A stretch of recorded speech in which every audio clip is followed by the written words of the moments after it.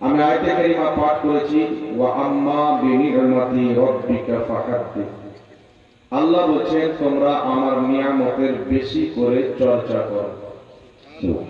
আল্লাহ তাবারাক ওয়া তাআলা নিয়ামতের বেশি করে আমাদেরকে চর্চা করতে আল্লাহ পাক বলেছেন। ব্রাদার ইসলাম, আল্লাহ তাবারাক ওয়া তাআলার নিয়ামত পৃথিবীতে অনেক রয়েছে, তবে সমস্ত নিয়ামতের জড়, সমস্ত নিয়ামতকে সৃষ্টি করার কারণ আল্লাহর সর্বশ্রেষ্ঠ নিয়ামত মুহাম্মদুর রাসূলুল্লাহ। সুবহানাল্লাহ।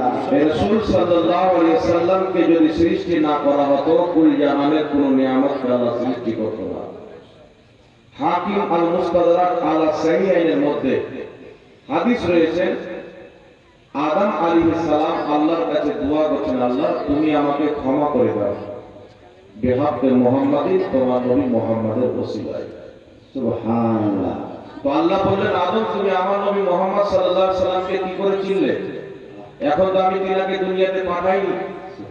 তো আদম আলাইহিস সালাতু ওয়াস সালাম বলেন, আল্লাহ তুমি যখন আমার দেহের মধ্যে আত্মা ভরেছিলে, আমি আরশের দিকে তাকিয়েছিলাম, তো আরশের গেটে লেখা ছিল লা ইলাহা ইল্লাল্লাহ মুহাম্মাদুর রাসূলুল্লাহ। তো আমি ভাবলাম যে নাম তোমার নামের পাশে তুমি লিখেছো, তাকে অবশ্যই তুমি সবচাইতে বেশি ভালোবাসো। তো তোমার ভালোবাসার মানুষের ওসিলা দিলাম, যেন তার ওসিলাতে তুমি আমাকে ক্ষমা করে দাও। সুবহানাল্লাহ। আল্লাহ বলেছিলেন, আদম তুমি সত্য বলেছো, আমি মুহাম্মদ সাল্লাল্লাহু আলাইহি সাল্লামকে অনেক ভালোবাসি, আর সেই নবীকে যদি সৃষ্টি না করতাম, লাউলাকা লামা খালাকতুকা, আদম আমি তোমাকেও সৃষ্টি করতাম না। সুবহানাল্লাহ। ইমাম হাকিম রাহমাতুল্লাহ আলাইহি বলেন, হাদা হাদিসুন সহিহুল ইসনাদ, এই হাদিসের সনদ হচ্ছে সহিহ। ইমাম কাসতালানী রাহমাতুল্লাহ আলাইহি মাওয়াহিবুল লাদুনিয়াতে তিনার সহিহ বলাকে সমর্থন করেছে। তাহলে সহিহ হাদিস দ্বারা প্রমাণ হয়ে যায় যে রাসূলকে সৃষ্টি না করলে আদমকেও সৃষ্টি করা হতো না। জোরে বলুন সুবহানাল্লাহ। একই কিতাব হাকিম আল মুস্তাদরাক আলা সাহিহাইন, এই হাদিসের নিচে আরেকটি সহিহ সনদে হাদিস বর্ণিত। আল্লাহ পাক বলেন, ইয়া ঈসা আমিন বে মুহাম্মাদিন, ওগো ঈসা তুমি আমার নবী মুহাম্মাদের প্রতি ঈমান নিয়ে এসো। তোমার উম্মতকে বলো, তারা যদি আমার সেই নবীর জামানা পায়, তো আমার সেই নবীর কালেমা পড়বে, সেই নবীকে সমর্থন করবে, সেই নবী সাহিব হবে। ঈসা বলেন, আল্লাহ সেই নবী কি তার পরিচয় করিয়ে দাও। আল্লাহ বলেন, ঈসা লাউলাকা লামা খালাকতুকা, আমি যদি আমার সেই নবীকে সৃষ্টি না করতাম, তোমাকে সৃষ্টি করতাম না। আল্লাহ বলেন, শুধু তোমাকে নয়, আমি যদি আমার সেই নবীকে সৃষ্টি না করতাম, জান্নাত সৃষ্টি করতাম না। শুধু তাই নয়, আমি যদি সেই নবীকে সৃষ্টি না করতাম, জাহান্নামকেও সৃষ্টি করতাম না। জোরে বলতে হবে সুবহানাল্লাহ। তারপর আল্লাহ বলেন, ঈসা আমি যখন আরশ তৈরি করলাম পানির উপরে, আরশ কাঁপতে আরম্ভ করলো, তখন আমি আল্লাহ আরশের গেটে লিখে দিলাম লা ইলাহা ইল্লাল্লাহ মুহাম্মাদুর রাসূলুল্লাহ, আরশ কাঁপা বন্ধ হয়ে গেল। সুবহানাল্লাহ। আজ পর্যন্ত আমাদের মসজিদে, আমাদের মাদ্রাসার গেটে, আমাদের বাড়ি ঘরে, খাস করে মসজিদের দরজাতে লেখা থাকে লা ইলাহা ইল্লাল্লাহ মুহাম্মাদুর রাসূলুল্লাহ। সুবহানাল্লাহ। তো লা ইলাহা ইল্লাল্লাহ মুহাম্মাদুর রাসূলুল্লাহ একই লাইনে লেখা, এটা হচ্ছে আল্লাহর সুন্নাহ। এই কথা আপনারা মনে রাখবেন। লা ইলাহা ইল্লাল্লাহ মুহাম্মাদুর রাসূলুল্লাহ পাশাপাশি লেখা, এটা হচ্ছে আল্লাহর তরিকা, আল্লাহর সুন্নাহ। এবার আপনারা বলেন, যে কাজটা আল্লাহ করেছে ওই কাজ ভুল হতে পারে না? জোরে বলেন না। যে কাজ আল্লাহ করেছেন সেই কাজ কোনোদিন ভুল হতে পারে না। যে কাজ রাসূল করেছেন সেই কাজ ভুল হতে পারে না। যে কাজ সাহাবা করেছেন, নবী সমর্থন করেছেন, সেটা ভুল হতে পারে না। তাহলে কি বোঝা গেল? যে লা ইলাহা ইল্লাল্লাহ মুহাম্মাদুর রাসূলুল্লাহ, এক পাশে আল্লাহর নাম, আরেক পাশে নবীর নাম, এটা লেখা শিরক বা বিদআত নয়, এটা লেখা হচ্ছে ইবাদত। জোরে বলুন সুবহানাল্লাহ। সুবহানাল্লাহ। ব্রাদার ইসলাম, আমি আপনাদের সম্মুখে আয়াতে কারিমা পাঠ করেছি, ওয়া আম্মা বিনি'মাতি রাব্বিকা ফাহাদ্দিস, তোমরা আল্লাহর নিয়ামতের বেশি করে চর্চা করো। আমি আপনাকে বুঝাতে চেয়েছি, মানব হচ্ছে আল্লাহর নিয়ামত। ফেরেশতা আল্লাহর নিয়ামত, জমিন আল্লাহর নিয়ামত, জান্নাত আল্লাহর নিয়ামত, কুল কায়নাত আল্লাহর নিয়ামত, কুরআন আল্লাহর নিয়ামত, হাদিস আল্লাহর নিয়ামত। প্রত্যেকটা জিনিস দুনিয়াতে আল্লাহ পাকের নিয়ামত রয়েছে।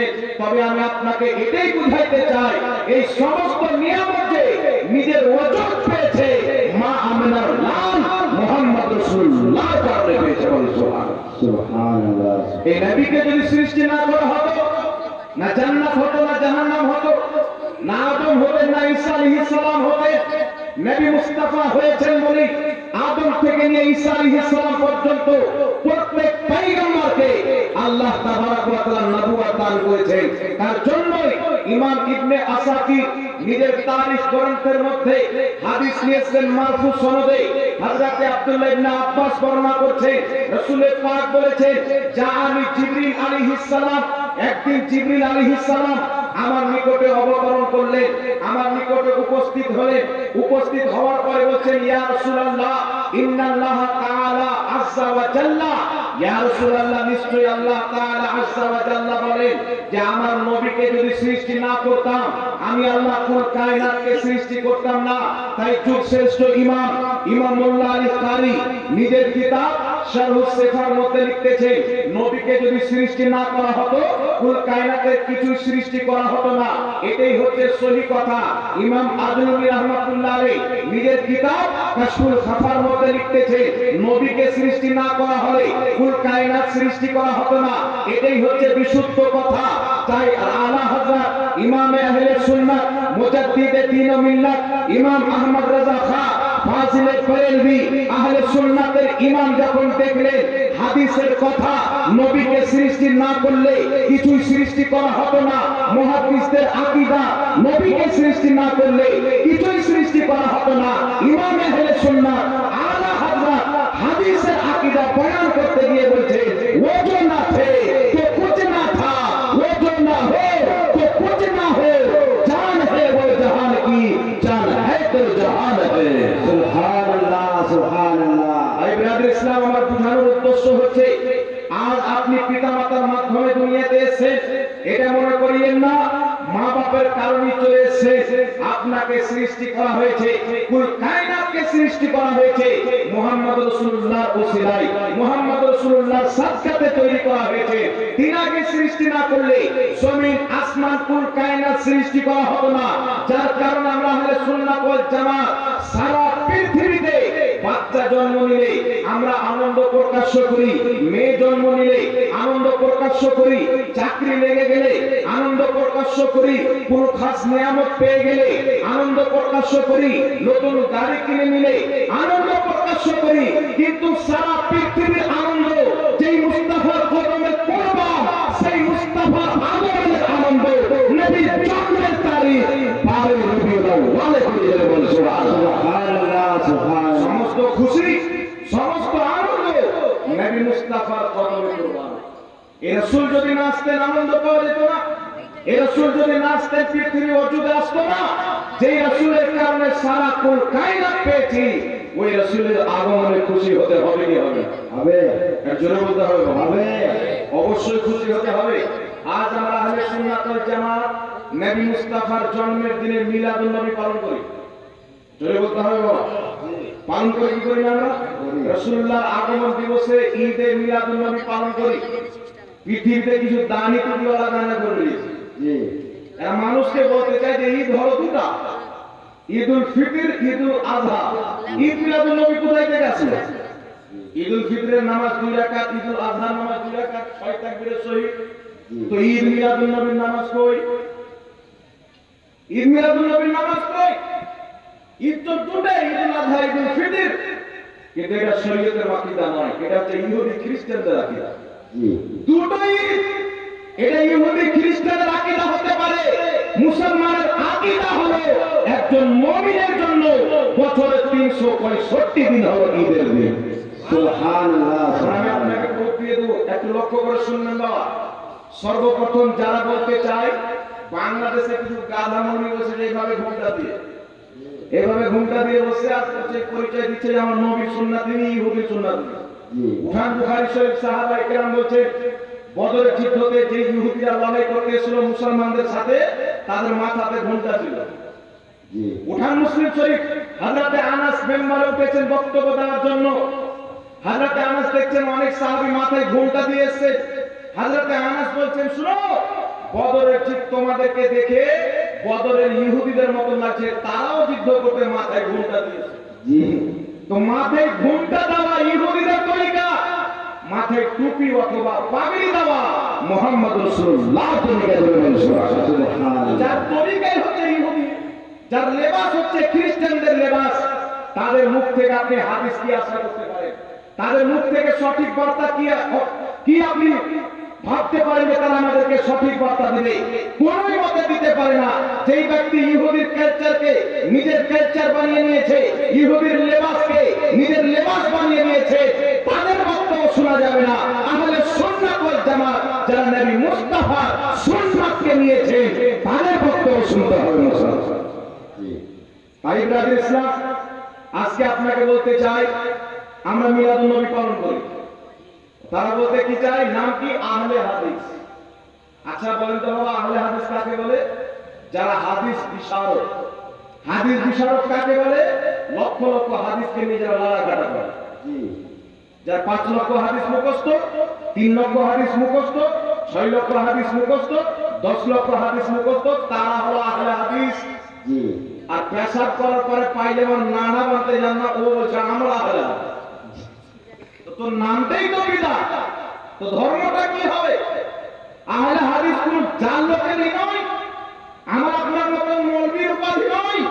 আহলে হাদিস হচ্ছে ইমাম বুখারীর উপাধি, আহলে হাদিস ইমাম তিরমিজির উপাধি, আহলে হাদিস ইমাম আযম আবু হানিফাকে বলা যাবে। যারা হাদিস বিশারদ তাদেরকে আহলে হাদিস বলা যাবে। আর যারা আম সাধারণ, যারা আহলে হাদিস বিশারদের কিতাবকে পড়ে ইলম অর্জন করেছে, তাদের নাম আমার নবী মুস্তাফা আহলে হাদিস দেয়নি, আহলে সুন্নাত ওয়াল জামাত দিয়েছে। সুবহানাল্লাহ, সুবহানাল্লাহ। নবীর নাম দেওয়া বাদ দিয়ে আপন নাম চেঞ্জ করে কার নাম রেখেছেন? আহলে হাদিস নিজের বানানো নাম। তাদের বানানো হলে একটু মানাতো। এর নাম দেওয়া হয়েছে বাবা ইহুদি খ্রিস্টানদের পক্ষ থেকে। আমাদের ভারতের মাটিতে ব্রিটিশ হুকুমত যখন ছিল, পাঞ্জাবের গভর্নর একজন মহিলা ইংরেজি ছিল, সেই ইংরেজ মহিলার পাও ধরে ওয়াহাবি নাম কাটিয়ে তারা আহলে হাদিস নামটা নিয়েছে। তো যাদের নামই হচ্ছে ব্রিটিশদের দেওয়া, তারা কি নবীর দলের লোক হতে পারে বাবা? যদি বলতে হয় না, নবীর দলের লোক হতে পারে না। এখন আমি আপনাকে বলতে চাই, আমার নবী যদি বলে বছরে অনেক ঈদ, আর কেউ যদি বলে দুটোই ঈদ, নবীর পক্ষে হলো না বিপক্ষে হলো?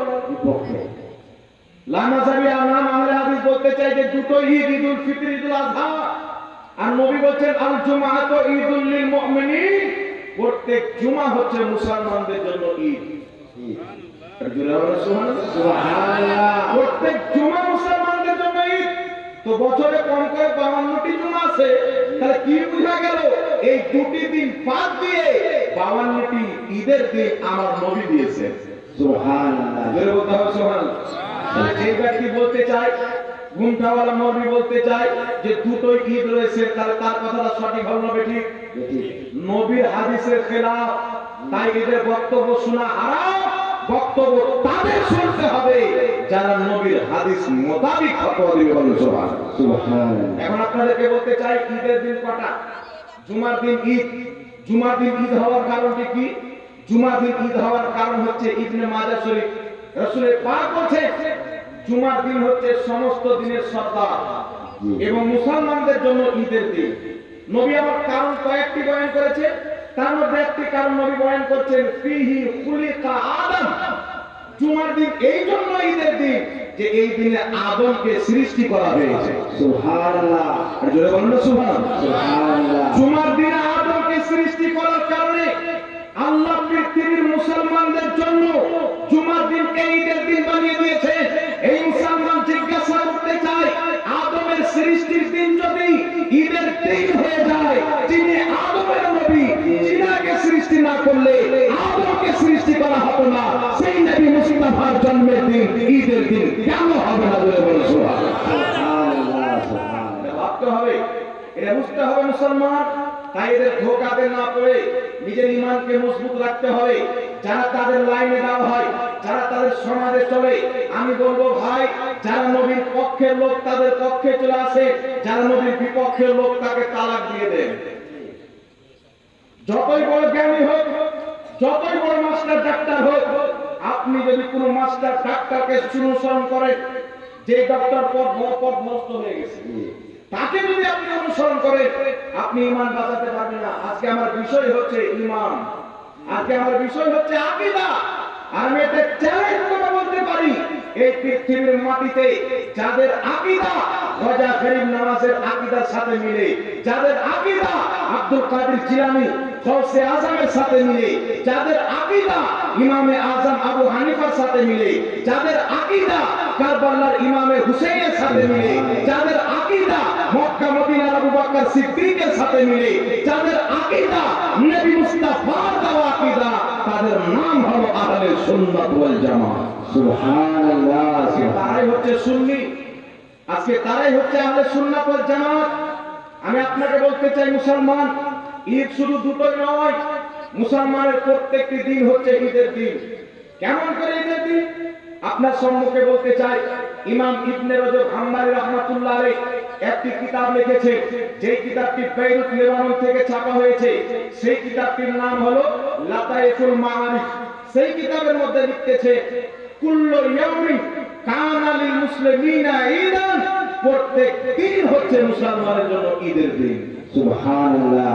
জোরে বলতে হবে সুবহানাল্লাহ। সুবহানাল্লাহ। প্রত্যেক দিন হচ্ছে মুসলমানের জন্য ঈদের দিন। কারণ কি? তিনি কারণ বয়ান করছেন, এমন কোন দিন যায় না মুসলমান আল্লাহকে স্মরণ করে না, এমন কোন দিন যায় না মুসলমান নবীকে স্মরণ করে না। যেই দিন মুসলমান আল্লাহকে স্মরণ করবে, সেই দিন তার জন্য ঈদের দিন।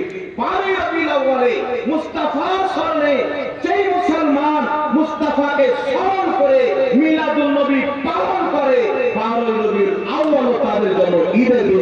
সুবহানাল্লাহ। সুবহানাল্লাহ। ঈদের দিন বলি না, আমরা নবী মুস্তাফার আগমনকে সর্বশ্রেষ্ঠ খুশির দিন বলি।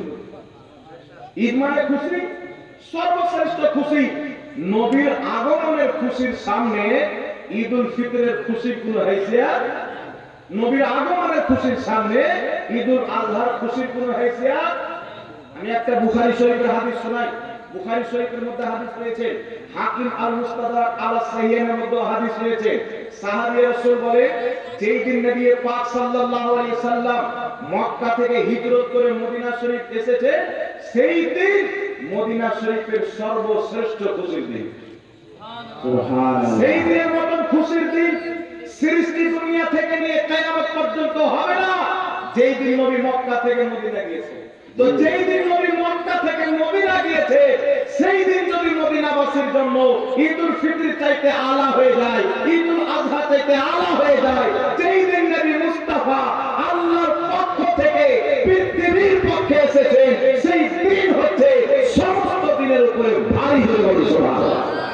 নারায়ে তাকবীর, নারায়ে তাকবীর, নারায়ে রিসালাত, উলামায়ে আহলে সুন্নাত, মাসলাকে আলা হযরত। নবী মুস্তাফার আগমনের দিন শুধু ঈদ নয়, ফুকাহায়ে কেরাম মুহাদ্দিসিনে কেরাম বলেন যে লাইলাতুল কদরের উপরও ভারী। আমি বক্তব্য দিচ্ছি না, কেউ যদি ফতোয়া লাগাতে চায় যে লাইলাতুল কদর চাইতে ভারী বলে দিলে তো আমার উপর লাগে না, আমি রেফারেন্স দিচ্ছি ওই ইমামদের উপরে ফতোয়া লাগা, তোমাদের রুটি শাখা বন্ধ হয়ে যাবে। কে বলেছে? শুনেন, বিশ্ববিখ্যাত ইমাম আলুসি রাহমাতুল্লাহ আলাইহি তাফসীরে রুহুল মাআনির মধ্যে লিখেছেন, ইমাম জুরকানি রাহমাতুল্লাহ আলাইহি শারাহ মানাহিবুল্লাহ দুনিয়ার মধ্যে লিখেছেন, ইমামুল ফুকাহা ইমাম ইবনে আবিদিন শামী রাহমাতুল্লাহ আলাইহি ফাতাওয়া শামীর মধ্যে লিখেছেন। রেফারেন্স তিনটা দিলাম, আমার জানা মতে 7টি কিতাবের মধ্যে বক্তব্যটি রয়েছে।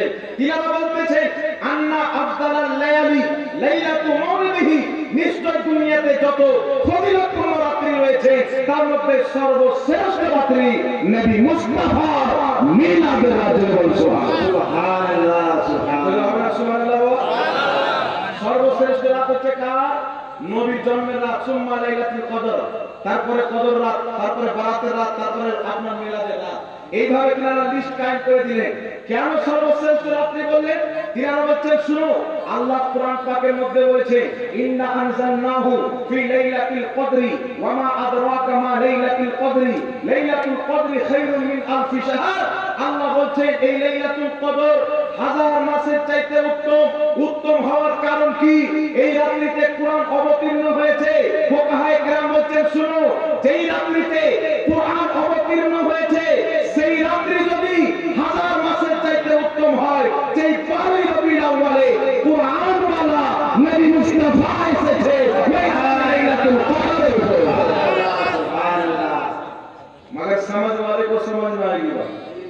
সেই রাত্রি লাইলাতুল কদর উপরে ভারী, কারণ মুস্তাফা না আসতেন তো কদর আসতো না, মুস্তাফা না আসলে বারাত আসতো না, মুস্তাফা না আসলে মিরাজ হতো না, মুস্তাফা না আসলে কুরআন আসতো না, মুস্তাফা না আসলে রমজান আসতো না, মুস্তাফা না হলে জিবরিল হতো না, মুস্তাফা না হলে আল্লাহকে কেউ চিনতে পারতো না। সুবহানাল্লাহ, সুবহানাল্লাহ। ওয়াহাবি একটা কুলিয়া রয়েছে তো, এই ওয়াহাবিদের একটা কুলিয়া, কুলিটা কি? উনি হচ্ছে, তারা বলতে চায় মুসান্নাফে আব্দুর রাজ্জাকের মধ্যে হাদিস, রাসূলের পাক বলেছেন লা তাত্তাখিযু শাহরান ঈদা ওয়া লা তাত্তাখিযু ইয়াওমান ঈদা। তোমরা কোন মহিনাকে, তোমরা কোন দিনকে ঈদ বানাও না। তো যে 12 রবিউল আউয়ালকে তোমরা ঈদ বানিয়েছ, তো 12 রবিউল আউয়ালকে আমরা কেন ঈদ বানাবো বাবা? 12 রবিউল আউয়াল নবীকে পাঠিয়ে আল্লাহই তো ওটাকে ঈদ বানিয়ে দিয়েছেন, খুশির দিন বানিয়ে দিয়েছেন। নবীকে যদি 13 রবিউল আউয়ালে পাঠাতে, 13 রবিউল আউয়াল আনন্দের দিন হয়ে যেত। নবীকে যদি 14 রবিউল আউয়ালে পাঠাতে, 14 রবিউল আউয়াল ঈদের দিন হয়ে যেত। কেউ যদি বলে যে 12 রবিউল আউয়াল সুন্নিরা ঈদের দিন বানিয়েছে, মূর্খ হতে পারে, জাহিল হতে পারে। কারণ 12 রবিউল আউয়ালে দুনিয়ার সরদার মা আমিনার লাল মক্কি তাজদার নবী মুস্তাফাকে আল্লাহ পাক 12 রবিউল আউয়ালে পাঠিয়ে আনন্দের দিন বানিয়ে দিয়েছেন। সুবহানাল্লাহ, সুবহানাল্লাহ। আনন্দের দিন বানিয়েছে। ঈদের দিন যদি চলে আসে মুসলমান খুশি হয়, হিন্দু বেজার হয়ে যায়।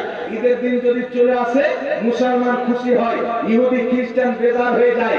জুমার দিনে মুসলমান খুশি হয়, অমুসলিম বেজার হতে পারে। কিন্তু 12 রবিউল আউয়াল যেই দিন নবী জন্মগ্রহণ করবেন, আল্লাহ খুশি, ফেরেশতা খুশি, সমুদ্রের মাছ খুশি, পাহাড় পর্বত খুশি, নদী নালা খুশি।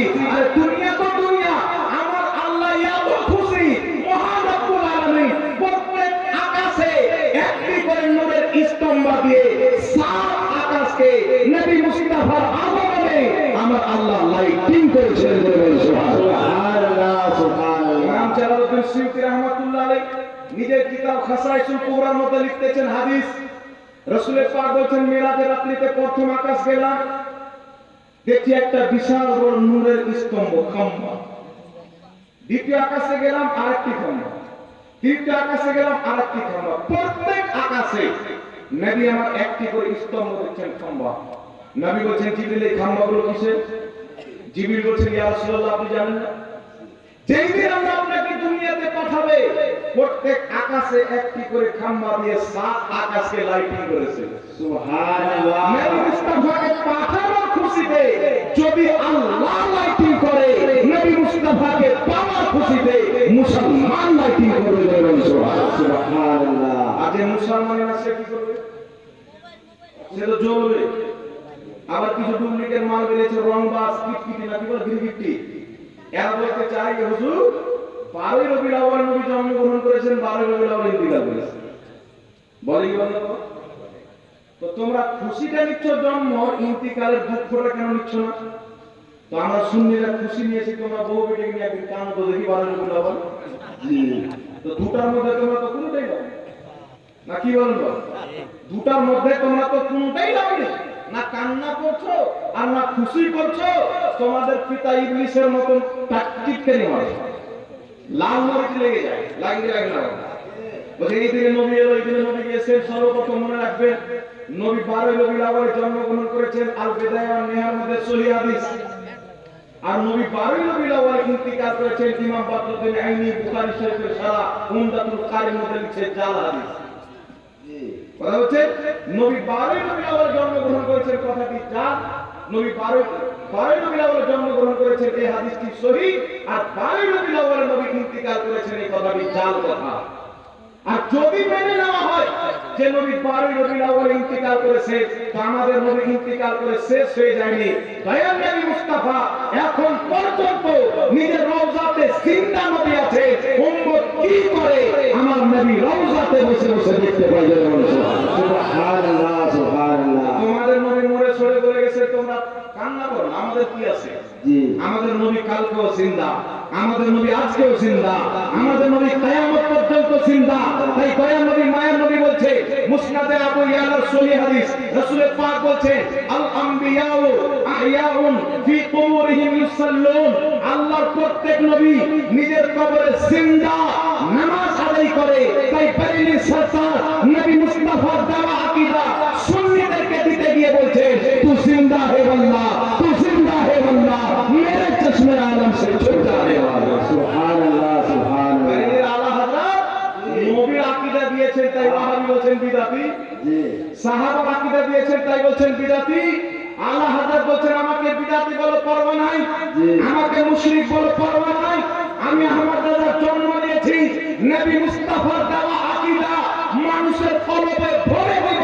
আহমদ রাজা যখন নবী মুস্তাফার দেওয়া আকীদা মুসলমানের কলবে ভরেছে, পৃথিবীর মানুষ বলে উঠেছে, তারদি কলবে মে আজমতে মুস্তাফা সৈয়দি আলা হযরত লাহু সুবহানাল্লাহ সুবহানাল্লাহ।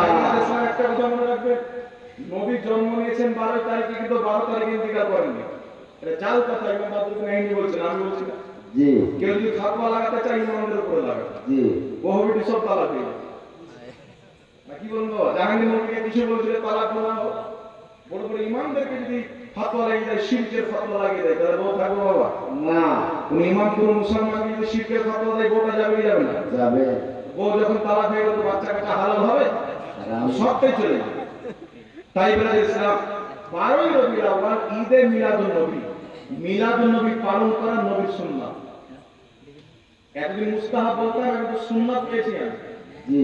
কারণ যেই কাজটা নবী করেছেন সেটা করা সুন্নাত। আমার নবী মিলাদুন নবী পালন করেছেন, মিলাদুন নবী পালন করা নবীর সুন্নাত। আপনাকে দলিল দিয়ে দিচ্ছি, বলে চলে যাবে। ইসলামের আকীদা কি আর ইহুদি খ্রিস্টান দিয়েছে। এখন এরা বলতে চাই নামধারীলা মাযহাবি আহলে হাদিস, নাউযুবিল্লাহ। যতবার আহলে হাদিস বলবো আমি রাতে কমসে কম 100 বার তওবা করে ঘুমাবো। এইজন্য বলছি যেন মানুষ বুঝতে পারে এরা আহলে হাদিস না, এরা তো মুসলমানই নয়। তো আহলে হাদিস কি করে হতে পারে? জি। আহলে হাদিস হওয়ার জন্য তো মুসলমান হতে হবে। এখন একটা লক্ষ্য করে শুনেন, মিলাদুন নবী পালন করা যাবে কি যাবে না? মিলাদুন নবী মানে নবীর জন্মদিন। কিছু লোক বেরিয়েছে, তারা বলতে চায় যেমন খ্রিস্টানরা ঈসা নবীর জন্মদিন পালন করে, তাদের দেখে দেখে মুসলমানরা আমাদের নবীর জন্মদিন পালন করতে লেগেছে। এই কথা বলে কি বলবো বাবা? আমি সমস্ত লামাযহাবকে বলবো যে তোমরা যদি মুনাফিক না থাকো, ফাতোয়া যদি তোমাদের এক থাকে, তো আমি মিলাদুন নবী কে কে পালন করেছেন বয়ান করছি, আর তুমি খ্রিস্টানের ফাতোয়া লাগাও। উঠান মুসলিম শরীফ, শরীয়তের মাসলা হলো মিলাদুন নবী শুধু নয়, জন্মদিন পালন করা জায়েজ, আবার জন্মদিন পালন করা না জায়েজ। জন্মদিন পালন যদি শরীয়ত অনুযায়ী হয় জায়েজ, জন্মদিন পালন করা যদি শরীয়তের খেলাফ হয় না জায়েজ। তো জন্মদিন পালন করা কিন্তু জায়েজ আছে। কেন জায়েজ হলো? দয়ার নবী মায়ের নবী প্রত্যেক সোমবার রোজা রাখছেন, মুসলিম শরীফের হাদিস। প্রত্যেক সোমবার রোজা রাখছেন। সাহাবা জিজ্ঞাসা করছেন, ইয়া রাসূলুল্লাহ, আপনি প্রত্যেক সোমবারে রোজা কেন রাখেন? রাসূল পাক বলেন, ফিহি ওয়ালিদতু, এই দিন আমি জন্মগ্রহণ করেছিলাম, আমি রোজা রেখে আমার জন্মদিন পালন করছি। সুবহানাল্লাহ সুবহানাল্লাহ। কি বুঝা গেল বাবা? রোজা রেখে জন্মদিন পালন করা যায় নয়, শুধু নবী সুন্নাত। এখন ওয়াহাবি বলবে হুজুর রোজা রেখে জন্মদিন পালন করা নবী সুন্নাত, কিন্তু আপনারা সুন্নিরা তো সিন্নি খান। এটাও ভাগ্যের ব্যাপার, আমরা সিন্নি খাই। তোমাদের তো গরুর মুখ পান করা যায়, তোমরা ওটা পান করো। জি, এটা তো ভাগ্যের ব্যাপার। ওয়াহাবি বলতে যারা মাঝারে খাসি খায়, এর মাঝারে মুরগা খায়, এরা সিন্নি খায়। আর পাগলা, এটা ভাগ্যের ব্যাপার। সুন্নিদের কপালে আল্লাহ ওয়ালাদের দরবারে বরকতময় খাসি খাওয়ার, মুরগার খাওয়ার, বরকতময় ফাতিহা সিন্নি। আর তোমাদের কপালে কি? তোমাদের আব্বার কিতাব ওয়াহিদুজ্জামা নিজের কিতাব হাদিয়াতুল মাহাদির মধ্যে লিখছে, যত পশু পাখির মাংস খাওয়া হালাল, তার পেশাব পাখানাও পাক। তো মুরগা আমাদের কপালে, মুরগার গুত ওদের কপালে নাকি বলে? মুরগা আমাদের নসিবে, মুরগার গুত তোমাদের নসিবে। তো আমরা হালাল খানেওয়ালা, তোমরা নাপাক খানেওয়ালা। তো তোমরা কেন সিন্নি খাবে? যার ঠোঁটে মুরগার গু লেগে গেছে ও সিন্নি খাবে বাবা না। এদের একজন মৌলবি এখন বলতে লাগছে, না বললে হয় না। এদের একজন মৌলবি ফাতোয়া দিচ্ছে, আমার মোবাইল আছে, যে মানুষের বীর্য পাক খেলে খেতেও পারে। জোরে বলুন না নাউজুবিল্লাহ। এটা কাদের ফাতোয়া বাবা? এটা ইসলামের ফাতোয়া নয়, এটা ইহুদি খ্রিস্টানদের ফাতোয়া। আজ যে আহলে হাদিস ওয়াল দেখছেন, এটা দেখতে মুসলমান, প্রকৃত এদের হাকিকত হচ্ছে এরা ইহুদি খ্রিস্টানদের দালাল। মুসলমান সেজে মানুষের ঈমানকে নষ্ট করে। তাই বলে ইসলাম মিলাদুন নবী শুনেন, একটু লক্ষ্য করে শুনেন। আমার নবী রোজা রেখে পালন করেছেন। প্রশ্ন হলো, দয়ান নবী মায়ান নবী রোজা রেখে মিলাদুন নবী পালন করেছেন, আপনারা বিরিয়ানি কেন রান্না করেন, পোলাও কেন রান্না করেন, মাংস ভাত কেন রান্না করেন, খিচুড়ি কেন রান্না করেন? এই জন্য আমি বলি, যেখানে জ্ঞান থাকে ওয়াহাবি থাকে না, যেখানে ওয়াহাবি থাকে জ্ঞান থাকে না। এদেরকে যখন আল্লাহ দুনিয়াতে পাঠালেন, একটু যখন বড় হলো, এদের মগজকে বের করে ব্রেনে গোবর ভরে দিল। ব্রেনে গোবর কেন ভরাচ্ছে শুনেন। মুসান্নাফে আব্দুর রাজ্জাকের মধ্যে হাদিস, মুসনাদে বাজ্জারের মধ্যে হাদিস, তাহজিবুত তাহজিবের মধ্যে হাদিস, মাজমু সাওয়াইদের মধ্যে বিশুদ্ধ সনদে হাদিস।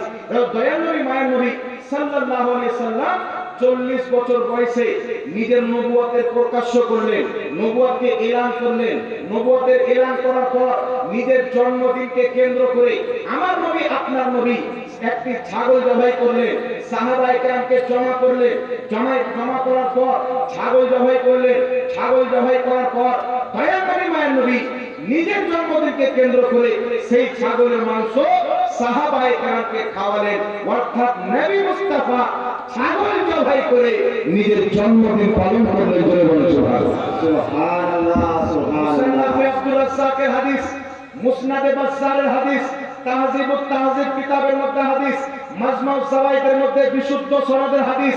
নবী মুস্তাফা 40 বছর পর নিজের নবুয়তের এলান করার পর নিজের জন্মদিনকে কেন্দ্র করে ছাগল জবাই করে সাহাবাকে খাইয়েছে। ইমাম জালালউদ্দিন সিউতি আল হাবিলিন ফাতাওয়ার মধ্যে বলতেছেন, দয়াল নবী মায়ার নবী নিজের জন্মদিনকে কেন্দ্র করে যেই ছাগল জবাই করে সাহাবাকে খাইয়েছিলেন, ওটা ছিল নবী মুস্তাফা খাওয়া দাওয়ার মাধ্যমে নিজের মিলাদ পালন করেছেন। নারায়ে তাকবীর, নারায়ে রিসালাত, নারায়ে হায়দারি, হাসনাইন কি দামন, গাউস কি দামন, খাজা কি দামন। যেই কাজ নবী মুস্তাফা করেছেন নারীর হবে, তাই নবী মুস্তাফার জন্মদিনকে কেন্দ্র করে বিরিয়ানি রান্না করেন, খিচুড়ি রান্না করেন, যে কোনো হালাল খাবার বন্টন করা, মানুষজনকে খাওয়ানো, এটা অবৈধ নয়। নবী মুস্তাফার সুন্নাত জন্য বলতে হবে সুবহানাল্লাহ। এই জন্য বিলাল ইসলাম ওয়াহাবি বলে কাকে? এরা পড়াশোনা করে না। ইহুদি যে ট্যাবলেট কিনে দিয়েছে সেটাই শুধু বকে বলছে। তার জন্য ইমাম জালালউদ্দিন সিউতি আল হাবিলিন ফাতাওয়া দ্বিতীয় খণ্ড 230 পৃষ্ঠার মধ্যে বলতেছে, মিলাদুন নবী কেন্দ্র করে খাওয়া দাওয়ার ব্যবস্থা করা যায়। বিশ্ববিখ্যাত ইমাম ইবনে হাজার মক্কি, মক্কা শরীফের ফকিহ, নিজের কিতাব ফাতাওয়া হাদিসিয়ার মধ্যে লিখতেছেন, মিলাদুন নবীকে কেন্দ্র করে খাওয়া দাওয়ার ব্যবস্থা করা জায়েজ রয়েছে, জিকর আজকারের ব্যবস্থা করা জায়েজ রয়েছে, কোরআন শরীফের মাহফিল করা জায়েজ রয়েছে, কোরআন তেলাওয়াত করা জায়েজ রয়েছে। নবী মুস্তাফার জন্মদিনকে কেন্দ্র করে যে কোনো নেকির কাজ করা সওয়াবের কাজ, জায়েজের কাজ বলে বলতে হবে সুবহানাল্লাহ। ইমাম সালেহ শামী রাহমাতুল্লাহ আলাইহি সুবুলুল হুদা ওয়া রশাদের মধ্যে লিখছেন, নবীর মিলাদকে কেন্দ্র করে খাওয়া দাওয়ার ব্যবস্থা করা সওয়াবের কাজ। একটু জোরে বলেন সুবহানাল্লাহ। দেখা গেল নবী পাক সাল্লাল্লাহু আলাইহি সাল্লাম রোজা রেখে মিলাদুন নবী পালন করেছেন, খাওয়া দাওয়ার ব্যবস্থা করে পালন করেছেন। আলহামদুলিল্লাহ, আমরা আহলে সুন্নাত ওয়াল জামাত, আমাদের একটি বড় সংগঠন রয়েছে দাওয়াতে ইসলামী। দাওয়াতে ইসলামী মাদ্রাসায় প্রত্যেক সোমবার ছেলেদেরকে জাগিয়ে সেহরি রান্না করে তারা সেহরি খেয়ে প্রত্যেক সোমবারে রোজা রাখে। নবী মুস্তাফার দুটোই সুন্নতকে আমরা নিয়েছি, রোজা রেখেও মিলাদ পালন করি, খাওয়া দাওয়ার মাধ্যমে নবী মুস্তাফার মিলাদ পালন করি বলতে হবে সুবহানাল্লাহ। তাহলে যেই কাজ নবী করেছেন আমরা করবো কি করবো না বাবা? করবো। বলতে হবে করবো। নবীর হাদিস যেই দিকে সুন্নি মুসলমান সেই দিকে গাঁজা মৌলবীর ফতোয়া তালাক দিতে হবে, ইহুদি খ্রিস্টান নামধারী আহলে হাদিসের ফতোয়াকে তালাক দিয়ে নবী মুস্তাফার ফতোয়া মানতে হবে, মুহাদ্দিসের ফতোয়া মানতে হবে। যারা সঠিক ফতোয়া মানে তারাই হলো সুন্নি। সুবহানাল্লাহ। কথা বুঝতে পেরেছেন কি পারেননি বাবা? আরেকটি আপনাকে শুনিয়ে দিই, তাফসীরে রুহুল বায়ানের মধ্যে ইমাম ইসমাইল হাক্কি মক্কা শরীফের এককালীন তিনি ইমাম ছিলেন, তিনি লিখতেছেন, ইমাম জালালউদ্দিন সিউতি হুসনুল মাকসাদ ফি আমালিল মাওলিদ কিতাবের মধ্যে লিখতেছেন, কি লিখতেছে? ওয়াকাদ ইস্তাখরাজাত লাহুল ইমামুল হাফিজ ইবনে হাজার আসকালানি রাহিমাহুল্লাহ আসলাম মিনাস সুন্নতি। তিনি বলেছেন ইমাম ইবনে হাজার আসকালানি শারহে বুখারী শাইখুল ইসলাম রাহমাতুল্লাহ আলাইহি বলছেন, আমি নবী মুস্তাফার মিলাদের দলিল আসলাম মিনাস সুন্নতি নবী মুস্তাফার হাদিসে পেয়েছি। বলেন সুবহানাল্লাহ। সুবহানাল্লাহ। যুগের মুহাদ্দিস লক্ষ লক্ষ হাদিসের হাফিজ বলছে আমি নবীর মিলাদের দলিল হাদিসে পেয়েছি। আর ইহুদি প্রোটেক্ট ঘুমটাওয়ালা নাপাক মৌলবি বলছে মিলাদুন নবী পালন করা কোনো হাদিসে নাই। মুহাদ্দিস হাদিস বেশি বুঝে না এই জাহান্নামের মৌলবি বেশি বুঝে? কথা বলতে হবে। আপনারা বলেন ইমাম বুখারী হাদিস বেশি বুঝে না আজকের মৌলবি বেশি বুঝে? ইমাম বুখারী বেশি বুঝে না বাবা? তাই বিরাদর ইসলাম 950 বছর পূর্বের ইমাম ইবনুল জাওজি রাহমাতুল্লাহ আলাইহি বায়ান মাওলিদিন নবী কিতাবের মধ্যে লিখছেন মিলাদুন নবী পালন করা যায়। ইমাম ইবনে হাজার মক্কি রাহমাতুল্লাহ আলাইহি ফাতাওয়া হাদিসের মধ্যে লিখছেন মিলাদুন নবী পালন করা যায়। ইমাম ইসমাইল হাক্কি রাহমাতুল্লাহ আলাইহি তাফসীরে রুহুল বায়ানের মধ্যে লিখছেন মিলাদুন নবী পালন করা যায়। জগৎ বিখ্যাত ইমামুল্লাহ আলী কারি যিনি মক্কা মদিনার দুই জায়গার ইমাম ছিলেন, তিনি নিজের কিতাব মাওয়ারিদুর রাবি ফি মাওলিদিন নবীর মধ্যে লিখতেছেন মিলাদুন নবী পালন করা যায়। ইমাম জালালউদ্দিন সিউতি নিজের জামানার মুজাদ্দিদ, তিনি নিজের কিতাব আল হাবিবুল ফাতাওয়া দ্বিতীয় খণ্ড 230 পৃষ্ঠা বাইরুত লেবাননের ছাপ সেই কিতাবের মধ্যে লিখছে মিলাদুন নবী পালন করা যায়। মক্কা শরীফের বড় ইমাম সৈয়দ আলমী মাক্কি রাহমাতুল্লাহ আলাইহি মিলাদুন নবী কিতাবের মধ্যে লিখছে মিলাদুন নবী পালন করা যায়। ইমাম সাহাবী লিখতেছে মিলাদুন নবী পালন করা যায়। ইমাম ইবনে হাজার আসকালানি ফতোয়া দিচ্ছে মিলাদুন নবী পালন করা যায়। যুগের মুহাদ্দিসদের ফতোয়া মিলাদুন নবী পালন করা জায়েজ আছে। মুসলমান সুবহানাল্লাহ। তাহলে এতগুলো মুহাদ্দিস শরীয়ত বুঝতেন না, আজকে গাঁজা হুক্কাটা না ঘুমটা নবী শরীয়ত বেশি জেনেছে নাকি? ঠিক। আর ইয়ারা ইউটিউবের মাধ্যমে ইয়ারা সার্টিফিকেট করে লাগে আমরা আগে কিনে আমাদের মাদ্রাসায় যখন ছেলে পেলে পাস করে, এখন একটা ছেলে চলে গেল খালতিপুর মাদ্রাসার শিক্ষক। খালতিপুর আমার খুব কাছের লোক, আমার ভাই মুফতি আব্দুল আজিজ কালিমি সাহেব, আপনারা চিনবেন। আর একজন আছে মুফতি গুলজার আলী মিসবাহি সাহেব, আর একজন আছে মুফতি গোলাম মুস্তাফা মিসবাহি সাহেব। এরা খুব ভালো মানুষ, খুব জ্ঞানী লোক। ইনাদের মাদ্রাসার একজন তালিব ইলম ইংলিশে বক্তব্য দিয়ে গেল, আপনারা শুনলেন, খুব ভালো লাগলো আলহামদুলিল্লাহ। তো এই খালতিপুর মাদ্রাসা হোক, নবীনগর মাদ্রাসা হোক, আলীনগর মাদ্রাসা হোক, দারিয়াপুরের সৈয়দ মসরুল মিল্লাত রহমাতুল্লাহ আলাইহি মাদ্রাসা, যত মাদ্রাসা আছে ছেলে পিলে যখন পাগড়ি পায় তখন একটা সার্টিফিকেট দেয়। আর এদের মাদ্রাসা বলছে বেটা সার্টিফিকেটের দরকার নেই, ক্যামেরা লাও ক্যামেরা। বলছে কেন? বলছে সার্টিফিকেট নিয়ে লোককে গুমরা করা যাবে না, ক্যামেরা লাও, এই ক্যামেরাতে ভুল ভাল করে ছাড়ো, আপন মনে মোবাইলে চলে যাবে, মানুষ শুনবে গুমরা। তাহলে গাধাদের বক্তব্য শোনা যাবে বেটা? না। বলে না বাবা, যাবে না। গাধাদের বক্তব্য শোনা যাবে না, যাবে না। বক্তব্য শুনতে হবে আহলে সুন্নাত ওয়াল জামাতের যোগ্য মুফতি, যোগ্য আলিমদের বক্তব্য শুনবেন। কথা বলতে পেরেছেন কি বলেন? জি। আল্লাহ আপনাকে বুঝার তৌফিক দান করুন। তাহলে ঈদ কি দুটোই নাম আছে বাবা? যারা বলে ঈদ কি দুটোই? শারহে বুখারী ইমাম কাসতালানী মাওয়াহিবুল দিনের মধ্যে লিখছে যারা নবীর জন্মের দিনকে ঈদ হিসেবে মেনেছে তাদের উপর আল্লাহর রহমত হবে, তাদের উপর আল্লাহর বরকত হবে। বলেন সুবহানাল্লাহ। তাহলে ঈদ শুধু দুটোই নয়। আপনাদেরকে দেখে আজকে আমার ঈদ হয়ে গেল, আজকে দিন আমাদের ঈদের দিন। জি। কালকে রসুলুল্লাহ মিলাদ রাসূল আওলাদ রাসূল ওনার আগমনের দিনটা হচ্ছে ঈদের দিন। এই গাধারা ঈদের মানেই জানে না। ওর বেটা জন্ম নিলে ঈদ হয়ে যাবে, কিন্তু নবী জন্ম নিলে ঈদ না। একেবারে দাজ্জাল কানা, এক চোখ আছে এক চোখ নাই। আল্লাহ হেদায়েত দান করুক, সকল শুনুন আল্লাহুম্মা আমিন। আরেকটা মাসআলা আপনাদের সম্মুখে ক্লিয়ার করতে চাই বাবা। মিলাদুন নবী হয়ে গেল, এখন আপনাদের সম্মুখে মাসআলা ক্লিয়ার করতে চাই। বর্তমান জামানে ফিতনা হয়েছে, কিছু লোক এখানে হাত নাড়ছে, কিছু লোক এখানে হাত নাড়ছে। একটা লোক আমার কাছে এসে বলছে হুজুর, একটা মৌলবীকে জিজ্ঞাসা করলাম হাত কোথায় বন্ধ, তিনি বলছেন নাভের নিচে। আরেকটা লোককে জিজ্ঞাসা করলাম হাত কোথায় বাঁধবো, তিনি বলছেন নাভির উপরে। আরেকজনকে জিজ্ঞাসা করলাম হাত কোথায় বাঁধবো, তিনি বলছেন বুকের উপরে। তো আমি কনফিউজ হয়ে গেলাম, তারপর হাত থেকে আমি হাত বাঁধি না, বিনা হাত বাঁধা নামাজ পড়ি, তা আমার নামাজ কি হবে? বলছেন ওই মৌলবি বলছে এখানে, ওই মৌলবি বলছে এখানে, ওই মৌলবি বলছে এখানে। তো এখানে এখানে এখানে কোথায় বাঁধবো? আমি হাত ছেড়েই নামাজ পড়ছি। আমরা সব নবীকে বাদ দাও, আর তুমি এটা দেখো যে আমার নবী কোথায় হাত বেঁধেছে, সাহাবা কোথায় হাত বেঁধেছেন, তাবেঈন কোথায় হাত বেঁধেছেন। আমি আপনাদের সম্মুখে 3টি সহিহ হাদিস দিব, নাভির নিচে হাত বাঁধা। আরেকটা চ্যালেঞ্জ, বুকের উপরে হাত বাঁধার কোন সহিহ মারফু মুত্তাসিল হাদিস নাই। আমি 2-3 বছর থেকে চ্যালেঞ্জ করছি, বুকের উপরে আমার নবী হাত বেঁধেছেন, একটা সহিহ মারফু হাদিস কেউ যদি দেখাতে পারে 5 লক্ষ টাকা পুরস্কার দেবো। যদি কোনো নামাজী মায়ের দুধ পান করে, কোনো গাঁজাখোর নয়। এই চ্যালেঞ্জের পর কিছু বকরি ছাগল আছে, এরা ইউটিউবে ছাড়ছে যে জাহাঙ্গীর নবীর মুক্তির চ্যালেঞ্জ গ্রহণ করতে। তো তোর বউ তো তোকে চিনে না, তো তোর সাথে জাহাঙ্গীর কেন বসে? তো আব্বা তো চিনে না যে আমার বেটা না অন্য কারোর বেটা, তো তোর সাথে কে বসবে? যারা তোমাদের পাপ আছে, মায়ের দুধ যদি পান করে তাকে জাহাঙ্গীর নবীর সামনে বসাও, ফেস টু ফেস হবে।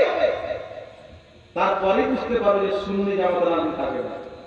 এটা দেওবন্দি নয় যে ফুদিয়ে উড়িয়ে দিবে।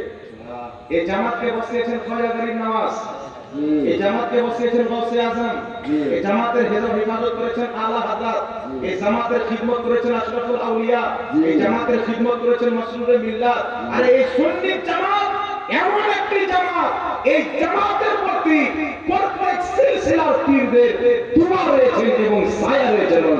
সুবহানাল্লাহ সুবহানাল্লাহ। আমরা প্রত্যেক হকানি পীরকে মানি কি মানি না বাবা? জি জি বলতে হবে। দেখেন আমার নাম মোহাম্মদ জাহাঙ্গীর আলম রেজভী, কিন্তু কোন ক্যালিমকে আমি আমার দুশমন মনে করি না, আমার আপন সুন্নি কলিজা টুকরা ভাই। কোন আশরাফিকে আমি দুশমন মনে করি না, কোন বারকাতিকে দুশমন মনে করি না। যদি কেউ রেজভী হয়ে আশরাফিকে খারাপ নজরে দেখে, কোন পীরকে খারাপ নজরে দেখে, ওনার রেজভী না সুন্নি, ওর আকীদাই দুরুস্ত নয়, ওর টুন্নি। কেউ যদি বলে যে আমি কাটরা শরীফের মুরিদ, বারেলী শরীফের পীর সাহেবকে দেখতে পারি না, ও শরীয়ত মানে না। কেউ যদি বলে আমি বারেলী শরীফের মুরিদ, আমি আশরাফি সিলসিলার পীরকে দেখতে পারি না, ও সুন্নি হতে পারে না। সুন্নি কাকে বলে? ইমাম ফখরুদ্দিন রাজি নিজের কিতাব তাফসিরে কবির 11তম খণ্ড 198 নম্বর পৃষ্ঠা মিশর থেকে প্রকাশিত হয়েছে। সেই কিতাবের মধ্যে লিখছে, নিজের জামানার সমস্ত পীরের সম্মান অন্তরে রেখে একজনের হাতে মুরিদ হতে হবে। সুবহানাল্লাহ সুবহানাল্লাহ। কি বুঝলেন? আপনি মুরিদ একজনের হবেন, সম্মান সবার করতে হবে। কিছু গাঁজাখোর মুরিদ হয়েছে না বলতে চাই, আমরা অন্য পীরের সাথে সাক্ষাৎ করতে চাই না। কেন? বলছে আমি হচ্ছে অমুক পীরের মুরিদ, তো আমি তো একজনের হাতে বিক্রি হয়ে গেছি, আপনার সাথে কেন দেখা করতে যাবো? কিন্তু পাগলা জানে না যে বাপ একটা হয় কিন্তু চাচা অনেক হয়। কথা বুঝেছে বাবা? বাপ একটা হয় কিন্তু চাচা অনেক হয়। কেউ যদি বলে আমি ক্যালিমের মুরিদ, গুলজার মিল্লাতে কেন ঢুকতে দেবো? কেউ যদি বলে আমি হুজুর গুলজার মিল্লাতের মুরিদ, ক্যালিমের হিসাবে কেন ঢুকতে দেবো? একটাও সুন্নি না বাবা, এরা সুন্নিকে জল থেকে কাটছে, এরা সুন্নিয়তের ক্ষতি করছে। জান্নাতি দল সুন্নি জামাত মান্যকারী সচ্চা ওই ব্যক্তি যে মুরিদ এক সিলসিলা থাকবে, সম্মান প্রত্যেক সিলসিলার বুজুর্গের করবে। সুবহানাল্লাহ সুবহানাল্লাহ। আমি কি কথা ভুল বলছি বাবা? এটা শরীয়তের কথা। কবে লাগলো আমার দেখে লাভ না। হ্যাঁ, কবে লাগলো আমার দেখে লাভ না। কোন মস্তান ফস্তানকে ফোন করেও লাভ না। আমার 14 গোষ্ঠী মস্তান, ওদের কোনো লাভ না। কথা হচ্ছে हक बात का ऐलान से दार करेंगे, ये जुर्म अगर जुर्म है तो 100 बार करेंगे। আপনার বাড়িতে যদি আপনার 5টা বেটা থাকে, আপনি যদি একটাকেই ভালোবাসেন আর বাকি সবকে নজর আন্দাজ করে দেন, ওই বাড়িতে কোনোদিন ভালো লাগবে না। একটা বাগানে বাবা যদি একরকম ফুল থাকে, বাগান ভালো লাগে না। সব রকম ফুল থাকলে বাগান ভালো লাগে। আমাদের বাগান হচ্ছে একটাই, ইসলাম। কাদরি, চিশতি, কালিমি, আশরাফি, রেজভী, এই সমস্ত হচ্ছে সেই বাগানের ফুল। জোরে বলুন সুবহানাল্লাহ। ওই বাগানের মালিক হলো পাগলা গাঁজাখোর, যে নিজের বাগানের একটি ফুলকে সরিয়ে দিবে। ওই বাগানের মালিক হচ্ছে খ্যাপা, যে বাগানের মধ্যে হচ্ছে একটাই ফুল থাকবে, বাকি থাকবে না। যেই বাগানে সব রকম ফুল থাকবে ওই বাগান মানুষ বেশি পছন্দ করবে। তো যেই মুরিদ হয়েছে কেলমি, মোহাব্বত করছে প্রত্যেক সিলসিলার পীরকে, মুরিদ হয়েছে রেজভি সিলসিলায়, মোহাব্বত করছেন প্রত্যেক সিলসিলার পীরকে, মুরিদ হয়েছে আশরাফি সিলসিলা, মোহাব্বত করছেন প্রত্যেক সিলসিলার পীরকে, ওই হলো আসল মুরিদ, ওই হলো আসল খাঁটি সুন্নি। এখন কিছু মৌলবি ওই ময়দানে নেমে গেছে। এখন কিছু মৌলবিও বাবা দুর্ভাগ্য, এগুলো তো ফিফটিন। কোন মৌলবি যদি বলে না তুমি রেজভি মুরিদ হয়েছো কেলমির কাছে যেও না। আপনাদের এখানে হুজুর মাসরুর মিল্লাত রহমাতুল্লাহ আলাইহি বিশাল বড় মাদ্রাসা আছে, কি জায়গাটার নাম? শহীদাপুর। দাঁড়িয়ে শহীদাপুর বলতে শহীদাপুর রিসেন্টলি ঘটনা, শহীদাপুর মাদ্রাসাতে হুজুর মাসরুর মিল্লাত রহমাতুল্লাহ আলাইহির ছেলে ওখানে ছিলেন, আমি ছিলাম। মাগরিবের নামাজ পড়ে গিয়ে আমি হুজুরের সঙ্গে সাক্ষাৎ করলাম, কমপক্ষে 10 থেকে 15 মিনিট কথা বললাম। আমি তো মুরিদ হুজুর তাজুল শাহিয়া ছিলাম, আমি কেন তখন দেখা করতে আমি মুরিদ থাকলাম না? যেটা বলেন আমি কি মুরিদ থাকলাম না? তো এটা কার মাসলা, আপনারা কাকে মানে চলছেন? আমি তো বুঝতে পারছি না কে শুনলি না তুমি। এটা আমার পীর, এটা তোর পীর, বাদ দেন, সব আমাদের পীর। যেটা বলেন না সুবহানাল্লাহ, সব হক্কানি দরবার, সব আমাদের রাসূল। কেউ যদি বলে আমি হুসেনকে মানি, হাসানকে মানি না, তো খালি হুসেনই আমাদের রাসূল না হাসান আমাদের রাসূল? কথা বলে যেই রকম কাটরা শরীফ, আপনার কেচোচা শরীফ, মারহেরা শরীফ, কালপি শরীফ, মাসলি শরীফ, যত আল্লাহওয়ালাদের খানকা রয়েছে, এই সমস্ত খানকা হচ্ছে সুন্নিদের খানকা। কোন মৌলবি যদি বলে এই পীরের মুরিদের সাথে সাক্ষাৎ করতে গিয়ে আমার মৌলবিকে তালাক দেন, গাঁজা খাওয়া মৌলবি, ও পড়ে রেখে মৌলবি হয়নি, বাথরুমে মৌলবি, ওই পীরের মুরিদকে বোকা নিয়ে টাকা ইনকাম করছে। এই টাকাওয়ালা মৌলবিকে চল মারেন। আপনি একজন মুরিদ আছেন, যে কোনো আল্লাহওয়ালা আসবে, যে কোনো নবীর আওলাদ আসবে, যে কোনো পীর আসবে, আপনি তার সাথে সাক্ষাৎ করে ফায়জ হাসিল করবেন এবং দোয়া নেবেন ইনশাআল্লাহ।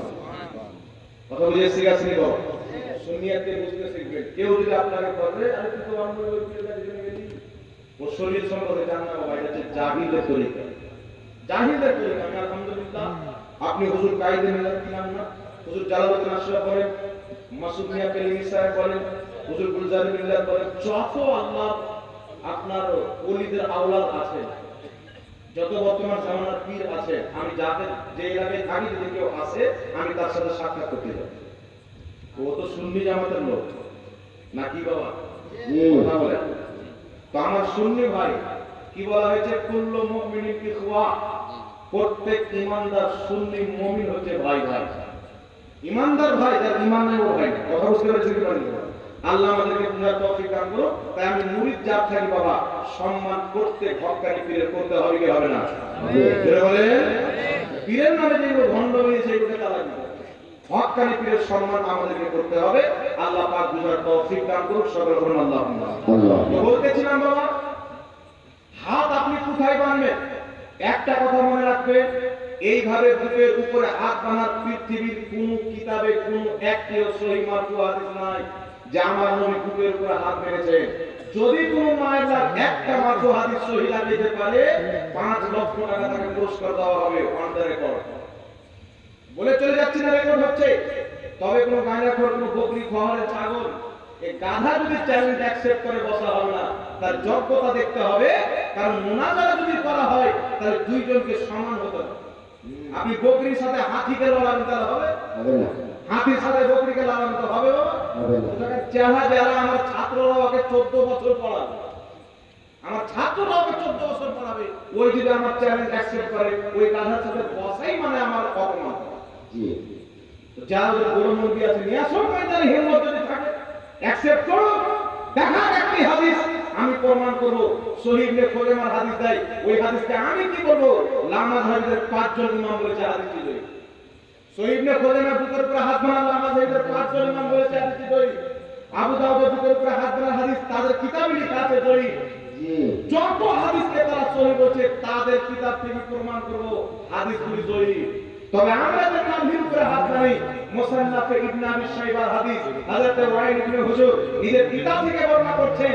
তিনি বলেছেন আমি নবী পাককে দেখলাম নামাজে ইয়াদাউ ইয়ামিনাহু আলা শিমালিহি ফি সালাতি তাহতা সুররা, নবী পাক সাল্লাল্লাহু আলাইহি সাল্লাম নিজের ডান হাতকে বাম হাতে রেখে নাভির নিচে বেঁধেছেন, জোরে বলতে হবে সুবহানাল্লাহ। সুবহানাল্লাহ ইমাম সুবহানাল্লাহ। নিবাবী বলছেন ইসনাদুহু সহিহ, হাদিসের সনদ সহিহ। আর একাধিক ইমাম হাদিসটিকে সহিহ বলেছেন।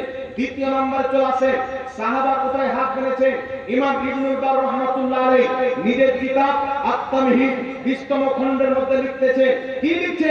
উকবা বিন সাহবান বর্ণনা করতেছে হযরত আলী রাদিয়াল্লাহু তাআলা আনহু ফাসাল্লি লিরাব্বিকা ওয়ানহার, এই আয়াতের তাফসীরে বলছে নামাজে ডান হাতকে বাম হাতে রেখে ফিস সালাতি তাহতা সুরা, নাভির নিচে বাঁধতে হবে, জোরে বলুন সুবহানাল্লাহ।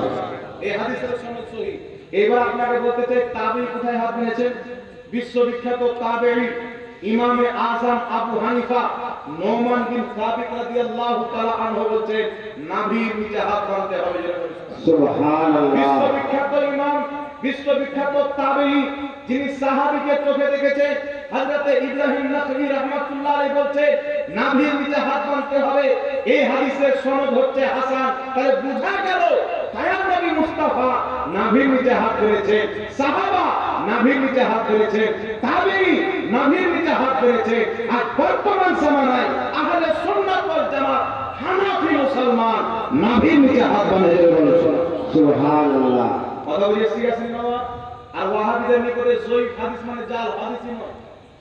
তাহলে ওদের বক্তব্য যদি বলি তো বুকের উপর হাত বাঁধার কোনো হাদিস নেই, কারণ জয়ীফ হাদিস ওদের নিকটে হাদিস নয়। মুহাদ্দিসের নিকটে জয়ীফ হাদিস হাদিস কিন্তু দুর্বল হাদিস। আর লামাযাবি বলতে চাই যে জয়ীফ হাদিস মানে হাদিসই নয়। তো জয়ীফ হাদিস যদি হাদিসই না থাকে তাহলে বুকের উপর হাত বাঁধার কোনো হাদিস নয়।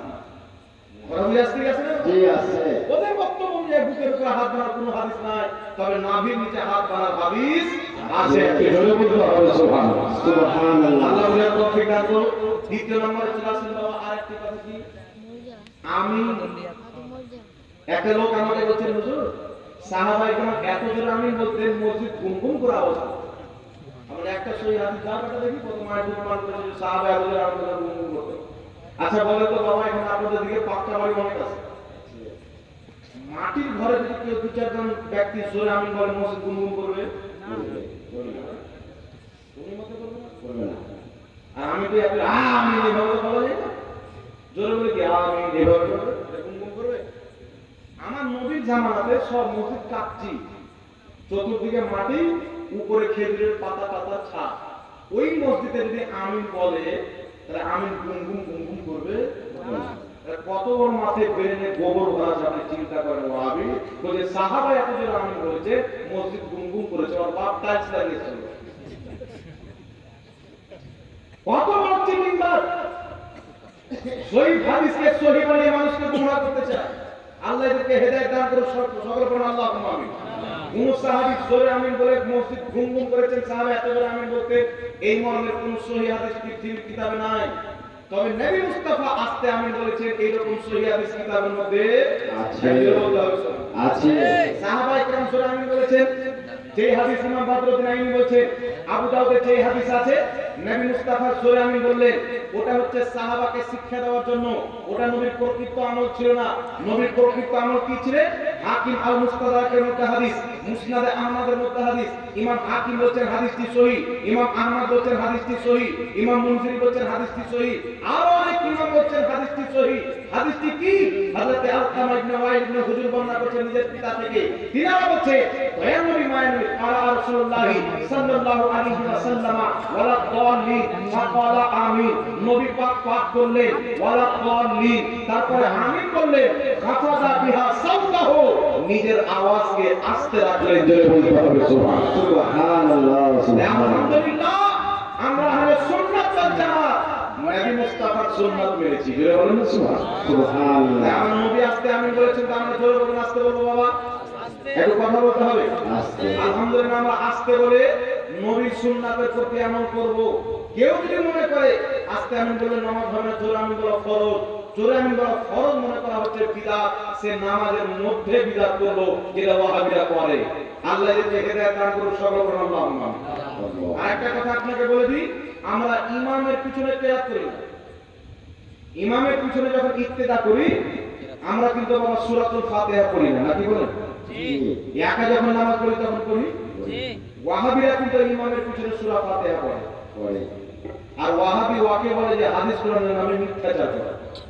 যে মিথ্যাচার করে না ও ওয়াহাবি হতে পারে না। তাদের দলিল কি? বুখারীতে হাদিস, রাসূল বলেছেন যে ব্যক্তি সূরা ফাতিহা পড়ল না তার নামাজ হলো না। যে ব্যক্তি সূরা ফাতিহা পড়ল না তার নামাজ হলো না। তো আমরা হানাফিরা ইমামের পিছনে নামাজ পড়লে আমাদের তো নামাজ হয় না। বুখারী শরীফের হাদিস। ওয়াহাবি বলে হানাফিদের নামাজ হয় না, তার ইমামের পিছনে সূরা ফাতিহা পড়ে না। তো হানাফিরা তো দাজ্জাল কানা নয়, ওরা দুই চোখে হাদিস দেখে। আর এরা এক চোখে দেখে, এক চোখ বন্ধ করে ওই ইমামের চোখ বন্ধ করে বেঈমানি চোখে হাদিস দেখে। তাহলে হাদিস বুঝতে পারবে? হানাফিরা কেন ইমামের পিছনে কেরাত করে না? নবী বলেছেন যে ব্যক্তি সূরা ফাতিহা পড়ল না তার নামাজ হলো না। আমার আপনার নবী সাল্লাল্লাহু আলাইহি সাল্লাম বলেছে। আচ্ছা আপনারা বলেন তো নবীর হাদিস সাহাবার চাইতে কেউ বেশি বুঝতে পারে না। আর জোরে বলতে হবে না। সাহাবা কি ব্যাখ্যা করেছেন? সহিহ। লামাযহাবিদের গুরু নাসিরউদ্দিন আলবানী বলেছেন হাদিসটি সহিহ। হাদিসটি কি? বিশ্ববিখ্যাত সাহাবী জাবির রাদিয়াল্লাহু তাআলা আনহু বলেছে যেই ব্যক্তি সূরা ফাতিহা পড়ল না তার নামাজ হলো না ইল্লা আইয়াকুনা ওয়ারাআল ইমাম, কিন্তু ইমামের পিছনে পড়তে হবে না। আর জোরে বলে শুনুন সুবহানাল্লাহ। যেই ব্যক্তি সূরা ফাতিহা পড়ল না তার নামাজ হলো না, কিন্তু ইমামের পিছনে পড়তে হবে না। আর ওয়াহাবি একটা হাদিস নিয়ে ইমামের পিছনে সূরা ফাতিহা পড়াকে ফরজ বানিয়ে দিয়েছে, আরেকটি হাদিস বাদ দিয়ে দিয়েছে। একটি হাদিসকে নিয়ে আরেকটি হাদিস বাদ দেওয়ার নাম আহলে হাদিস নয়, মুনাফিক। মুনাফিক। একটি হাদিস বাদ দিয়ে আরেকটা হাদিসকে নেওয়ার নাম হচ্ছে মুনাফিক। আমরা আহলে সুন্নাত ওয়াল জামাত বুখারীর হাদিসকেও মানি, তিরমিজির হাদিসকেও মানি। যখন একা নামাজ পড়ি সূরা ফাতিহা পড়ে বুখারীর হাদিসে আমল করি, যখন ইমামের পিছনে নামাজ পড়ি চুপচাপ থেকে তিরমিজির হাদিস আমল করি। তাই আমরা দুটোই সুন্নাত নিয়েছি, নবীর সুন্নাতকে নিয়েছি, সাহাবার সুন্নাতকে নিয়েছি। তাই আমরা হলাম আহলে সুন্নাত ওয়াল জামাত। বলতে হবে সুবহানাল্লাহ। আমাদের সুবহানাল্লাহ। ঠিক আছে বাবা? এই জোরে বলতে হবে সুবহানাল্লাহ। সুবহানাল্লাহ। বলুন তো সুবহানাল্লাহ। আল্লাহ তাআলা তৌফিক দান করুন। আমার আপনার নবী বলেছেন নাসাই শরীফের মধ্যে বিশুদ্ধ সনদে হাদিস, রাসূলুল্লাহ কি বলেছেন? ইন্নামা জুইলাল ইমামু লিইউতাম্মা বিহি ফাইদা কাব্বারা ফাকাব্বিরু ফাইদা কারাআ ফানসিতু। নবী পাক বলেছেন ইমাম এই জন্য নিযুক্ত করা হয় যে ইমামের অনুসরণ করতে হবে। ফাইদা কাব্বারা, ইমাম যখন তাকবীর বলবে, ফাকাব্বিরু, তোমরা তাকবীর বলো। ফাইদা কারাআ, ইমাম যখন কিরাত করবে, ফানসিতু, তখন তোমরা চুপচাপ থাকো। সুবহানাল্লাহ। নবী এক জায়গায় বলছে সূরা ফাতিহা না পড়লে নামাজ হবে না, আরেক জায়গায় বলছে ইমাম পড়লে চুপ থাকতে হবে। তাহলে বুঝা কি গেল? আকলাই আকলাই পড়লে সূরা ফাতিহা না পড়লে নামাজ হবে না, ইমামের পিছনে সূরা ফাতিহা পড়া যাবে না। একা একা সূরা ফাতিহা পড়তে হবে, ইমামের পিছনে সূরা ফাতিহা পড়া অবৈধ। মুসলমানদের বলে সুবহানাল্লাহ। কথা বুঝতে পেরেছেন? জি। ইমাম মালিক বলছে যে ব্যক্তি সূরা ফাতিহা পড়ল না তার নামাজ হলো না। এটা হচ্ছে একার জন্য। ইমাম ইবনে মুবারক, আব্দুল্লাহ ইবনে মুবারক রাহমাতুল্লাহ আলাইহি বিশাল বড় ইমাম। ইমাম তিরমিজি শরীফের মধ্যে লিখছে ইমাম ইবনে মুবারক বলছে যে ব্যক্তি সূরা ফাতিহা পড়ল না তার নামাজ হলো না। এটা হচ্ছে একা একই ক্ষেত্রে ইমামের পিছনে পড়ার কোনো দরকার নাই। বলে বলেন না? নাই। ইমামের পিছনে পড়ার দরকার নাই। তাই আমরা আহলে সুন্নাত ওয়াল জামাত সঠিক মসলা নিয়েছি, আর কানার দল লামাযহাবি কানা করে মসলা নিয়েছি। আল্লাহ হেদায়েত দান করুন সকলে বলুন আল্লাহুম্মা আমিন। তাহলে আমরা ইমামের পিছনে কিরাত করব বাবা? না। একটু জোরে বলতে হবে। না। কিরাত নবী পালন করা যাবে কি যাবে না? যাবে। হাত বুকের উপরে বাঁধতে হবে না, নাভির নিচে বাঁধতে হবে? আমিন জোরে বলতে হবে না আস্তে বলতে হবে? আস্তে। নবী সাহাবা যেই দিকে, সুন্নি মুসলমান সেই দিকে বলতে হবে। সুবহানাল্লাহ। এবার আরেকটা মশলা ক্লিয়ার করে দিব বাবা। আরেকটা দোয়ার ব্যাপারে বলে দেবো। দোয়া করছো সব? নামাজের পর সব দোয়া করে? করে। আচ্ছা নামাজের পরে দোয়া হয়? হ্যাঁ, কিছু ইহুদি কামড় রয়েছে তারা বলতে যে ফরজ নামাজ পড়া হাত তুলে দোয়া না হয়। এক জায়গায় বক্তব্য দেন একটা লোক বলছে হুজুর ফরজ নামাজ পড়া হাত তুলে দোয়া না। আমি বলছি পাংখাকে পায়ে পাংখার উপর পাংখা বেঁধে দে, আপনি পাও তুলে দোয়া না। কি বলেন? আমরা মুসলমান, মুসলমানের দোয়ার তরিকা হলো আল্লাহর কাছে হাত তুলে দোয়া চাও। আর তোমাদের দোয়া যদি ইহুদি খ্রিস্টান ভাবে পাও তুলে আমাদের কি অসুবিধা আছে? নাকি বলেন না? দোয়ার নিয়ম তো হচ্ছে হাত তুলে দোয়া। ওই যে ফরজ নামাজের পরে নবী হাত তুলে দোয়া করেননি, কে বললো রে? কে বললো? যদি হিম্মত থাকে মায়ের দুধ পান করে থাকে, এবার আমাদের সাথে বসলাম না। আমার নবী নিজেই ফরজ নামাজের পরে হাত তুলে দোয়া করেছেন। আমরা যদি হাদিস না দিতে পারি, আল্লাহর কসম খেয়ে বলি, পৃথিবীতে কোনোদিন মায়ের দুধ লাগিয়ে ওয়াজ করবে না। যদি কোনো হাবি নবী মায়ের দুধ পান করে থাকে, চ্যালেঞ্জ অ্যাকসেপ্ট করে। আমার নবী মুস্তাফা ফরজ নামাজের পরে হাত তুলে দোয়া করেছে। হাদিস দিয়ে যদি আহলে হাদিসের কবর না দিতে পারি, জিন্দেগিতে মাইকে মুখ লাগাবো না। তবে কোন আহলে হাদিস মায়ের দুধ পান করে সামনে আসেন না। এরা মানুষকে গুমরাহ করে, অমুক করা শিরক, অমুক করা বিদআত, অমুক করা নাদেশ। আর মায়ের দুধ পান করে থাকলে ঘাস কাটার সামনে কেন বলছিস, আমাদের সামনে আয় না। দেবী তো মনে করবো বাবা বেটা ফাঁকা মাঠে গিয়ে ফুটবল মেরে ওকে গোল দিয়ে দিয়েছে। একে তো পাগলা বলে, খাপা বলে। হিম্মত থাকলে ময়দানে এসো, দুই পক্ষের লোক যদি গোল দিয়ে দে, তবেই তো আপনি জয়লাভ করবেন। বৃষ্টি হচ্ছে পিড়িয়ে পেনে ফুটবলে রেখেছিল, গোল দিয়ে দিয়েছে। মানুষ মনে করবে পাগলা হয়ে তার যাবে না। তো এরকম এদের কিছু মুরগি ওই বৃষ্টির টাইমে কিছু কোলহা ভেঙে প্যা প্যা প্যা করে এরকম কোলহা ভেঙে বেরিয়েছে।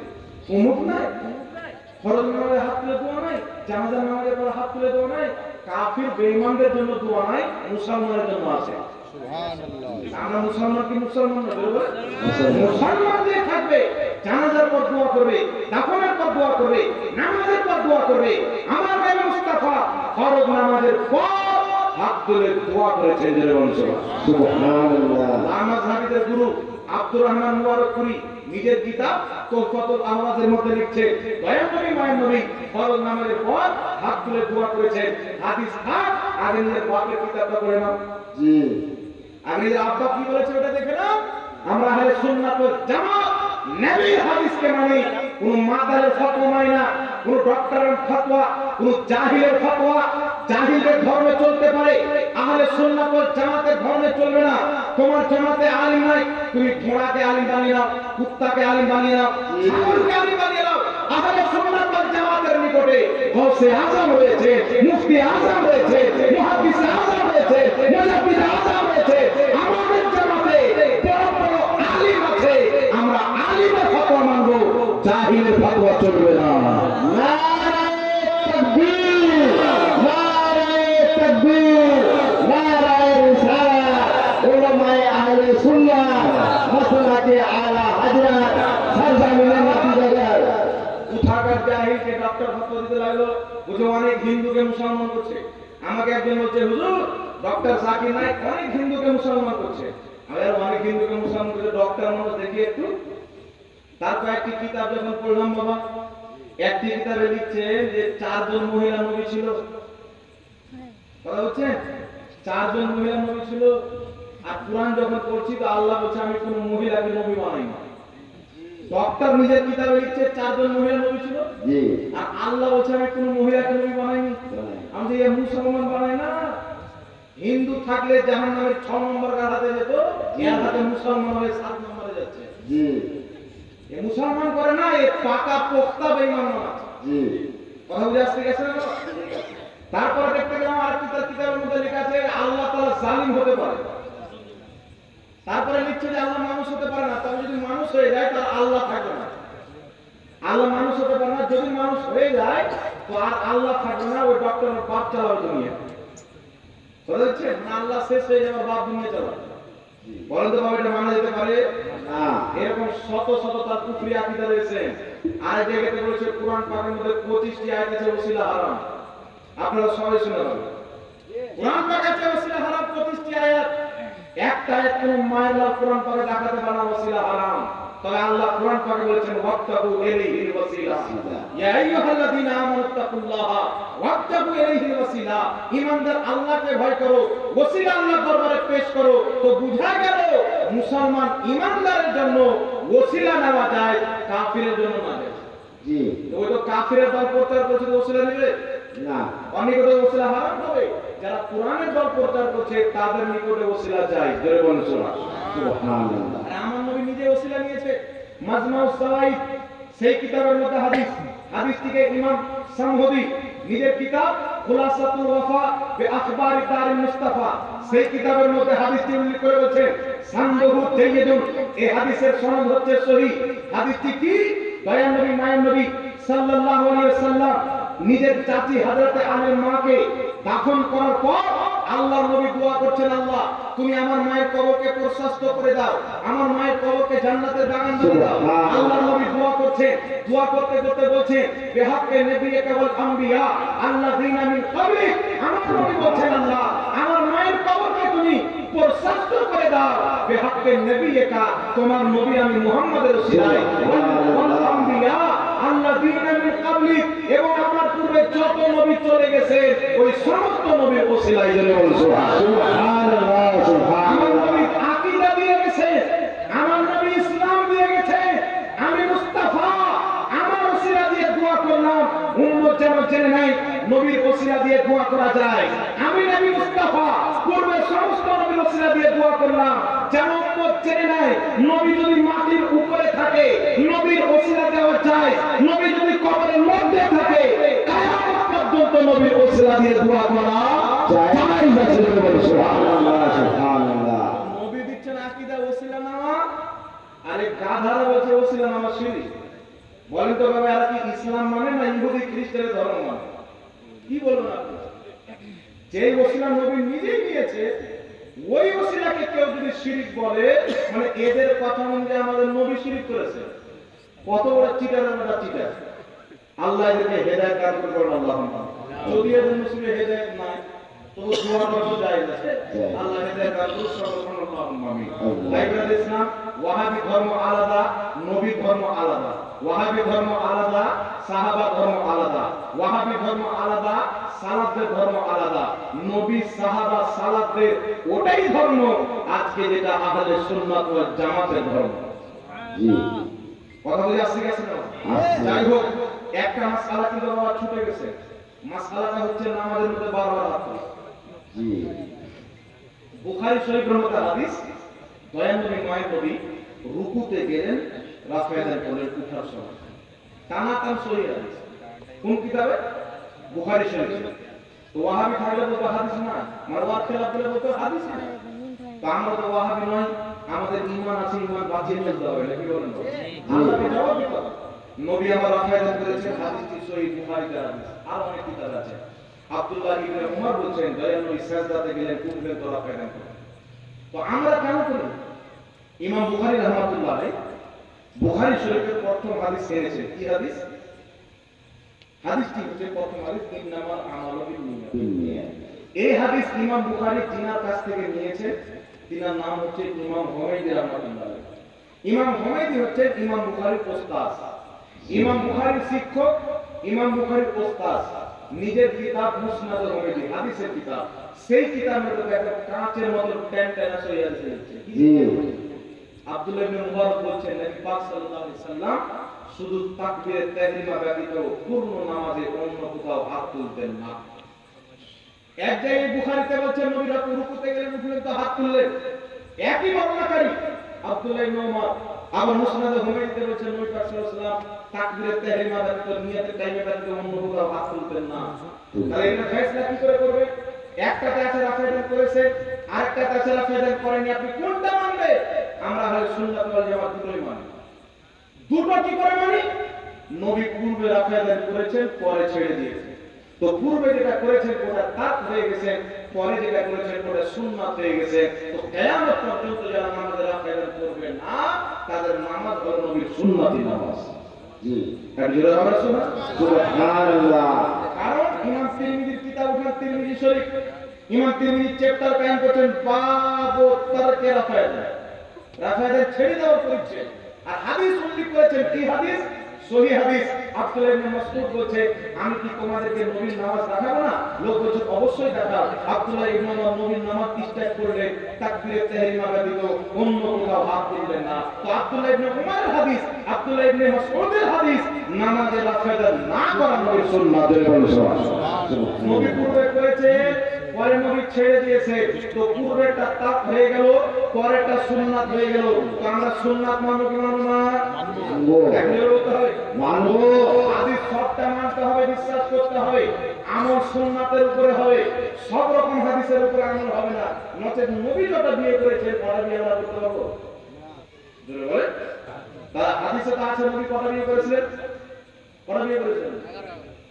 11। কেউ 11, কেউ 14, অনেক রকমের কথা আছে। তো মেনলা নবী যদি 14টা বিয়ে করে থাকেন তো আমরা 14টা বিয়ে করতে পারবো? তো হাদিসে তো আছে, তাহলে বুঝাই গেল হাদিস থাকলে আমল হবে না, বিশ্বাস রাখতে হবে, আমল হবে সুন্নাতের উপরে। সুন্নাত হলো আমার নবী রাফেদান ছেড়ে দিয়েছিলেন, পরে সারা জীবন একবারে হাত তুলেছে, তাই আমরা একবার নিয়তে হাত তুলি আর হাত তুলি না। নবী আমার যেই দিয়ে আমরা সুন্নি মুসলমান ছিলাম। সুবহানাল্লাহ। আরেকটি হাদিস শুনিয়ে দিই। ইমাম নিবাবী রাহমাতুল্লাহ আলাইহি আসর ও সুনানের মধ্যে দুটি হাদিস লিখেছেন, তাহাবি শরীফের মধ্যে রয়েছে। তিনি বলছেন হযরত আবু বকর সিদ্দিকের হাদিস সহিহ সনদে, হযরত আবু বকর সিদ্দিক নামাজে তাকবীর ব্যতীত অন্য কোথাও হাত তুলতেন না, রাফেদান করতেন। ইমাম নিবাবী বলছেন ইসনাদু সহিহ, হাদিসের সনদ সহিহ। আরেকটি হাদিস হযরত আলী রাদিয়াল্লাহু তাআলা আনহু তাকবীরে তাহরিমা ব্যতীত কোথাও হাত তুলতেন না, উনিও রাফেদান করতেন না। ইমাম নিবাবী বলছেন হাদিসটি সহিহ, ইমাম তাহাবী বলছেন হাদিসটি সহিহ। তাহলে আমি আপনাকে বলতে চাই আবু বকর সিদ্দিক নামাজে রাফেদান করেননি, হযরত আলী নামাজে রাফেদান করেননি, আব্দুল্লাহ ইবনে ওমর পরে রাফেদান ছেড়ে দিয়েছিলেন, আব্দুল্লাহ ইবনে মাসউদ নামাজে রাফেদান করেননি। তাহলে আবু বকর সিদ্দিক, হযরত আলী, হযরত মাসউদ, হযরত আব্দুল্লাহ ইবনে মাসউদ, হযরত আব্দুল্লাহ ইবনে ওমর ইনারা বেশি নামাজ বুঝে আজকের মাতার মনে বেশি বুঝে কথা বলে? হযরত আবু বকর সিদ্দিক কে আফদালুল বাশারে বা'দাল আমবিয়ায়ে বিতাহকিক, হযরত আবু বকর সিদ্দিক হচ্ছেন নবীগণের পরে সর্বশ্রেষ্ঠ মানুষ। হযরত আলী হচ্ছেন খলিফাদের মধ্যে 4 নম্বর। আহলে বাইতে মুস্তাফা ইনারা নামাজের মধ্যে রাফেদান কেন করেননি? নবী আমার ছেড়ে দিয়েছে, ইনারাও রাফেদান করা ছেড়ে দিয়েছে। তাহলে বুঝা কি গেল নামাজে রাফেদান না করা এটা নবীর সুন্নাত, এটা আবু বকর সিদ্দিকের সুন্নাত, এটা মাওলা আলীর সুন্নাত। সুবহানাল্লাহ। তাই নামাজে একবার ব্যতীত দ্বিতীয়বার হাত তুলতে হবে কোনো দরকার নাই। যে হাত তুলবে না তার নামাজটাই হলো সহিহ নামাজ, একবারে শান্ত সুষ্ঠ নামাজ। এটা কে বলেছে? আব্দুল্লাহ ইবনে মাসউদ।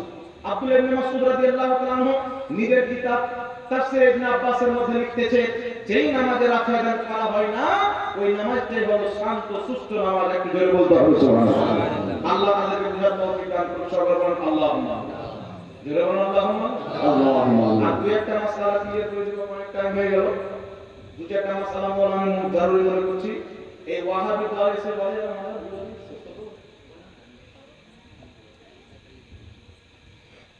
আযানের পরে দোয়া করব, তো আযানের পরে দোয়া করব হাদিস থেকে প্রমাণ আছে।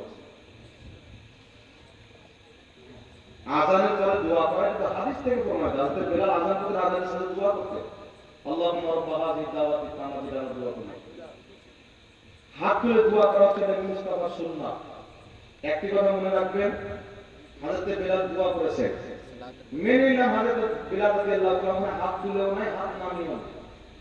কেউ যদি বলে যে হযরত বেলাল দোয়া করেছেন তো হাত কি তুলেছেন, তো আপনি একটা হাদিস দেখেন যে হযরত বেলাল বিনা হাত তুলে দোয়া করেছেন। জি। দেখাতে পারবেন না? এটা দেখাতে পারবেন না। কেউ যদি হাত নামিয়ে দোয়া করে তবুও দোয়া হয়ে যাবে, কেউ যদি হাত তুলে দোয়া করে তবুও দোয়া হয়ে যাবে। তবে আমরা হাত তুলে এই জন্য দোয়া করি, রাসূলের পাক বলেছে যখন মুসলমান আল্লাহ দরবারে হাত তুলে দোয়া করে তার খালি হাত ফিরিয়ে দিতে আল্লাহ লজ্জা পায়। কথা বুঝাচ্ছে বাবা? ইমাম নববী রাহমাতুল্লাহ আলাইহি বলেছে যখনই তুমি দোয়া করবে হাত তুলো, দোয়াতে হাত তোলা নবীর সুন্নাত।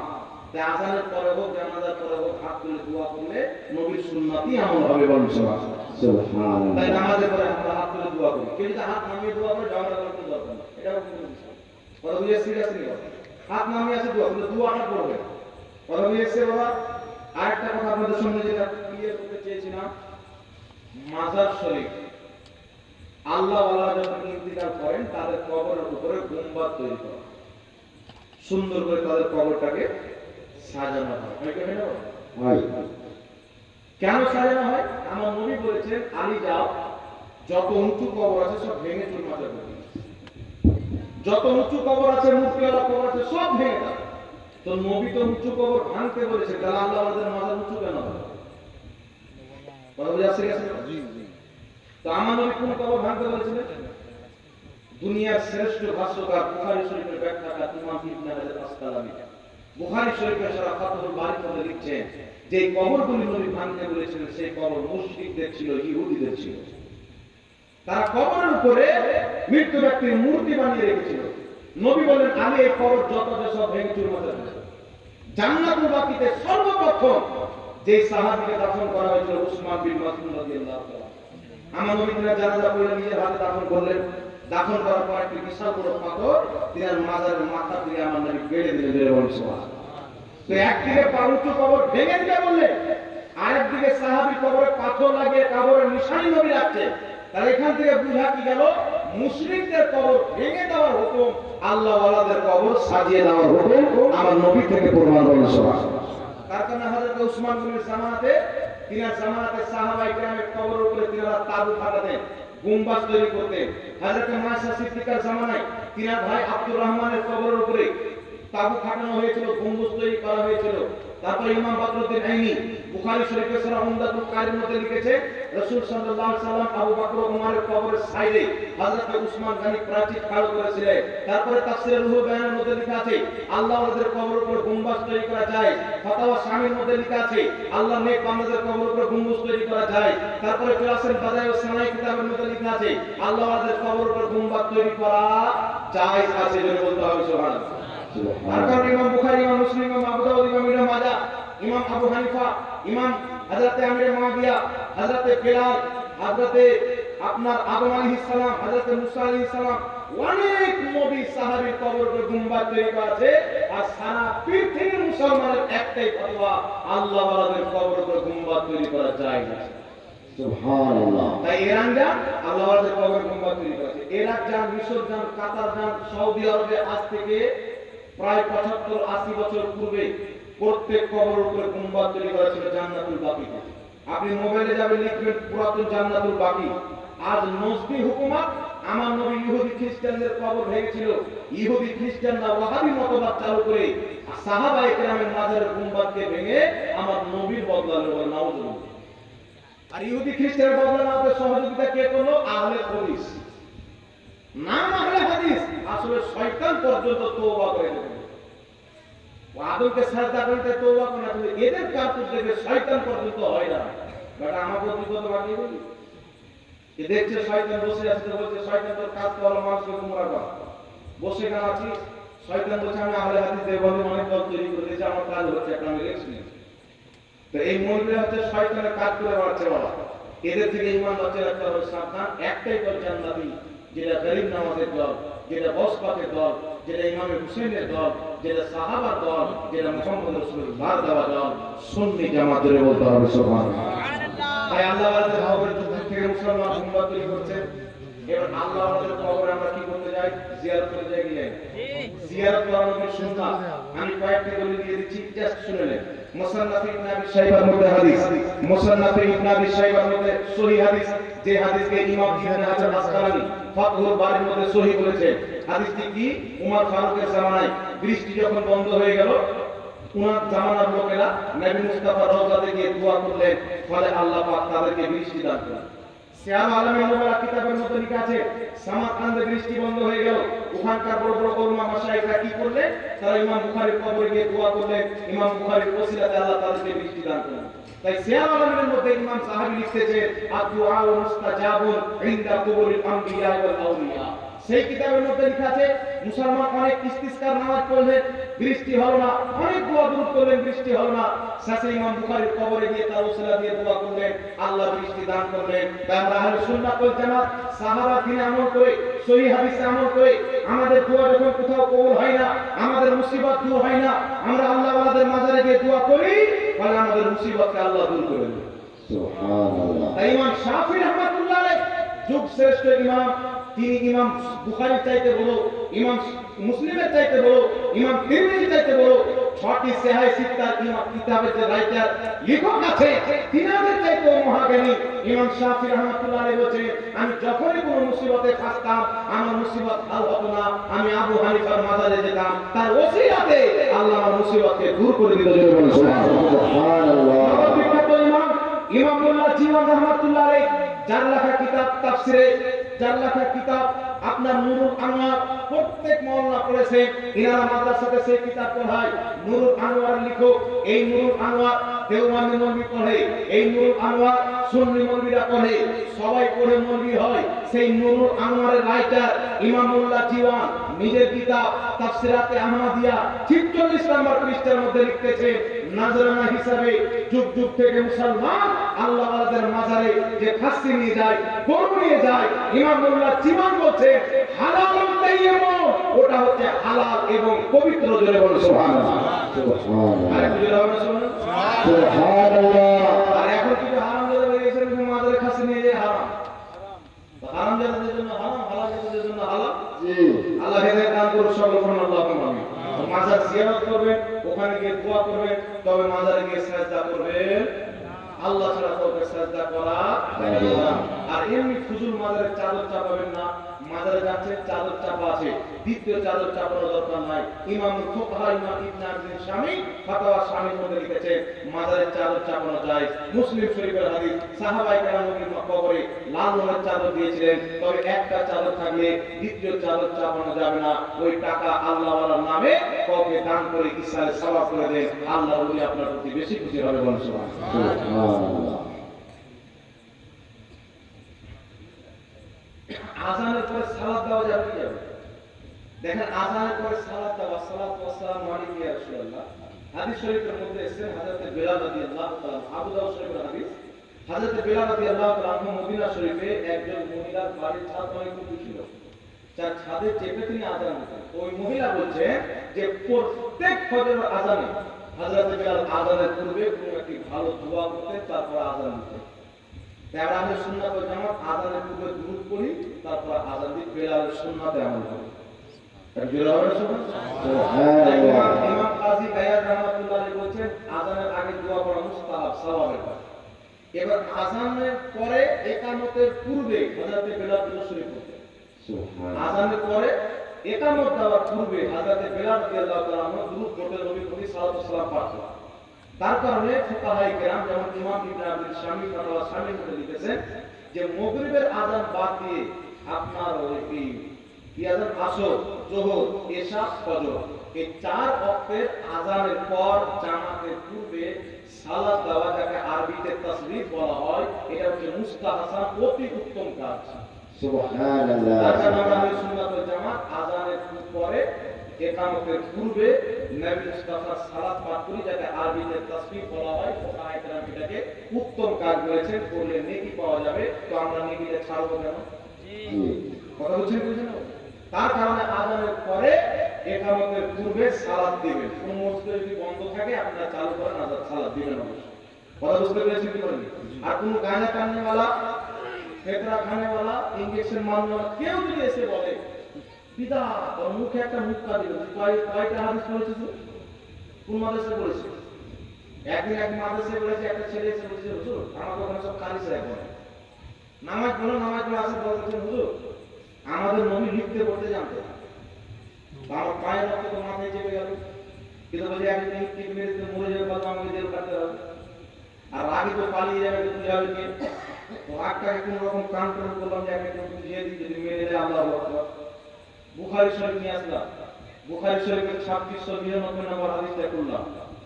তো আমি ওকে হাদিসটা দেখাচ্ছি, হাদিসের মধ্যে আপনাকে অরিজিনাল কিতাব, ওকে পড়ে শোনালাম যে আমাদের নবী লিখলেন মুহাম্মদ ইবনে আব্দুল্লাহ। মুহাম্মদ রাসূলুল্লাহ সাল্লাল্লাহু আলাইহি ওয়াসাল্লাম শুনে ওদের হাদিস, তারপর লিখলেন মুহাম্মদ ইবনে আব্দুল্লাহ। তো আমাকে বলছে হাদিস নাম্বার কত?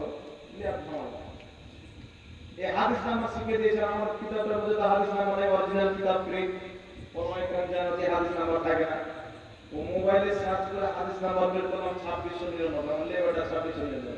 ও আবার নিজের মোবাইলে বের করলো, যে ওলি ভুল বলছে না, মানে বিশ্বাস নাই, নিজের মোবাইল থেকে বের করে পড়ছেন যে নবী পাক একটি চুক্তিপত্র লিখলেন, তো সিগনেচার লিখেছেন ওখানে মুহাম্মদ রাসূলুল্লাহ। তো ইহুদিরা বলছে যে হুজুর আপনাকে তো আমরা নবী মানি না, নবী মানলে তো আমাদের দ্বন্দ্ব নয়, তো মুহাম্মদ রাসূলুল্লাহ কেন লিখেছেন? মুহাম্মদ রাসূলুল্লাহ শব্দ কাটিয়ে মুহাম্মদ ইবনে আব্দুল্লাহ আপনার নাম লাগে। নবী পাক বলেন আলী তুমি মুহাম্মদ রাসূলুল্লাহ মুছে আমার নাম লিখে দাও। হযরত আলী বলেন হুজুর আল্লাহর কসম আমি পারবো না, আমি তো আপনাদের নবী মানি।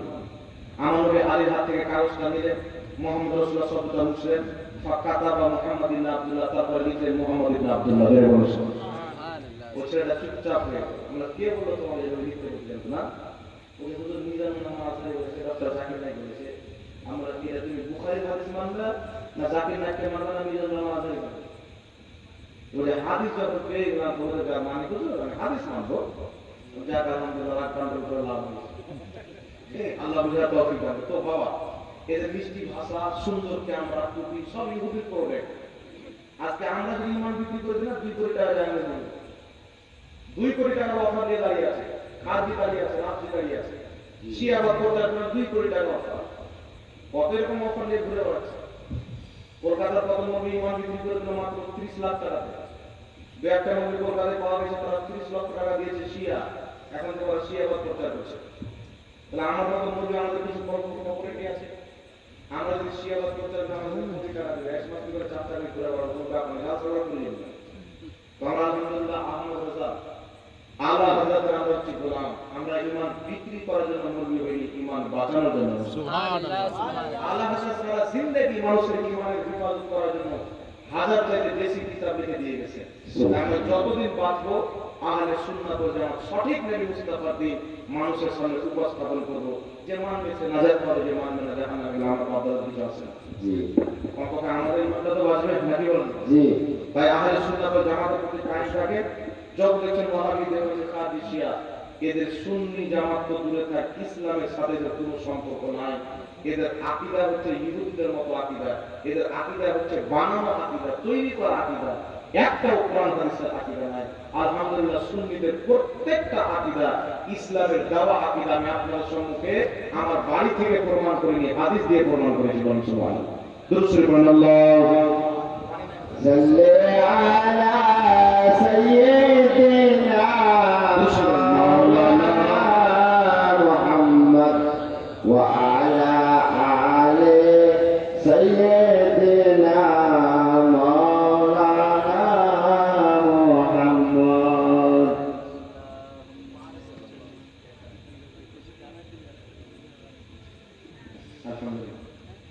আর কেউ প্রশ্ন করিয়ে না, অনেক পেয়েছে, আমাদের রোজ বলতে হয়। বেঁচে বেঁচে থাকতে দেন, ইনশাআল্লাহ আরো শোনা। আমি তো মরে যেতে আর কি শোনা। একটাই প্রশ্ন কি এভাবে চিত্রে দেখেন, নামাজ আমার নবী বলেছেন এমন ভাবে পড়ো যে তুমি আল্লাহকে দেখছো। সেটা যদি সম্ভব না হয় তো এটা ইয়াকিন করে নাও যে আল্লাহ আমাকে দেখছে। আর আপনি আল্লাহর সামনে কোলাবের মতো পাঁচ সিঁধে দাঁড়িয়ে যাবেন, এটা মানায়?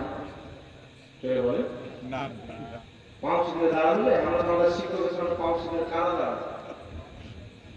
পাঁচ সিঁধে দাঁড়ালে এরকম অফিসার আছে, এক অফিসের সামনে পাঁচ সিঁধে দাঁড়িয়েছে, গল্প করছে, ওকেশটা কি করতে হবে বলতে হবে। আমরা আল্লাহ দরবারে দাঁড়াবো, আমাদের হামদ কথা দরবারে কাম করবে, কিন্তু কিছু লোক আছে কেমন করে দাঁড়াবে মনে হচ্ছে নামাজ পড়তেছে আর বাপের জমি ধরতেছে মনে। তো এইভাবে দাঁড়ানো হচ্ছে বেয়াদ, এইভাবে আল্লাহর সামনে দাঁড়াতে হবে। কিভাবে দাঁড়াবে? এতটুকু চারা, এতটুকু আপনার চারা খুব বেশি না, এতটুকু ফাঁক থাকুন মিলবে 4 আঙ্গুল বা এতটুকু অতিরিক্ত, এটা খেলাফে আদবের কথা। এরকম ছিটতে দিচ্ছে এইভাবে। দেখবেন কিছু নামাজ ইউটিউবে দেখতে পাওয়া যায়, এমন ভাবে পাম মেরেছে যে মানে কম্পিটিশন চলছে। আল্লাহ নতুন দুনিয়া তৈরি করেছে, নতুন মানুষ পাঠিয়েছে, তোরা ধরে দেয় যে যত জমি পাবি। ট্যান ছিটতে নিয়েছে যে আমাদের জমি বেশি। তো এইভাবে এরা বোকা গাধা, মানে এরা দিন শিখছে ওই ইহুদির প্রোডাক্টের কাছে। খাজা গরিব নওয়াজের মাননেওয়ালার কাছ থেকে দিন শিখবে, যেহেতু ভালো শিক্ষা হবে। জি, আউলিয়া কিরামের মহব্বতকারী, রাসূলুল্লাহর মহব্বতকারীদের কাছে দিন শিখবে, যেহেতু মহব্বত হবে। আপনি এমন ভাবে দাঁড়ান যে ভদ্রভাবে আল্লাহর সামনে দাঁড়িয়ে আছে। এইভাবে কেউ মানুষের সামনে দাঁড়ায় না, তো আল্লাহর সামনে কি করে দাঁড়াবে? এটা কোনো আদব ভালো হয়? আপনি স্যাক করেন ইহুদিরা নিজের ইবাদত করে এটা মুসলমানদের তরিকা। মুসলমান নাভির নিচে বা নাভির উপরে সাথে নাভি এতদূর বা এতদূরে হাত বানাচ্ছে, কথা বুঝতে পারছেন কি বলেন? এইভাবে হাত বানাবে অনেক কথা মাকরুহ বলেছে। তা এখানে হাত বাঁধতে হবে না, নাভির নিচে হাত বাঁধবে, এটা হচ্ছে সুন্নাত। পাঁচকে খুব বেশি টুকরাগুলো এতটুকু করবে, অতিরিক্ত করবে না। কিছু নামাজ এমন দেখতে পাওয়া যায়, নবী শিখে দিয়েছে পাঁচ ফেরি নামাজ করতে হবে, নামাজ হবে না। এই এমন করে পাও মেরেছে আর 2 পাও আপনার নিত নিচে টাইলস আছে পিছলে পড়েছে, হঠাৎ করে নিচে পড়েছে, পিছনে ঘা হয়ে গেছে। এইরকম নামাজ দেখবেন না, আল্লাহ হেদায়েত দান করে বলেন আল্লাহুম্মা আমিন। এগুলো ফালতু জিনিস সমাজের মধ্যে আছে, ফিতনা, বাকি কিছু নয়।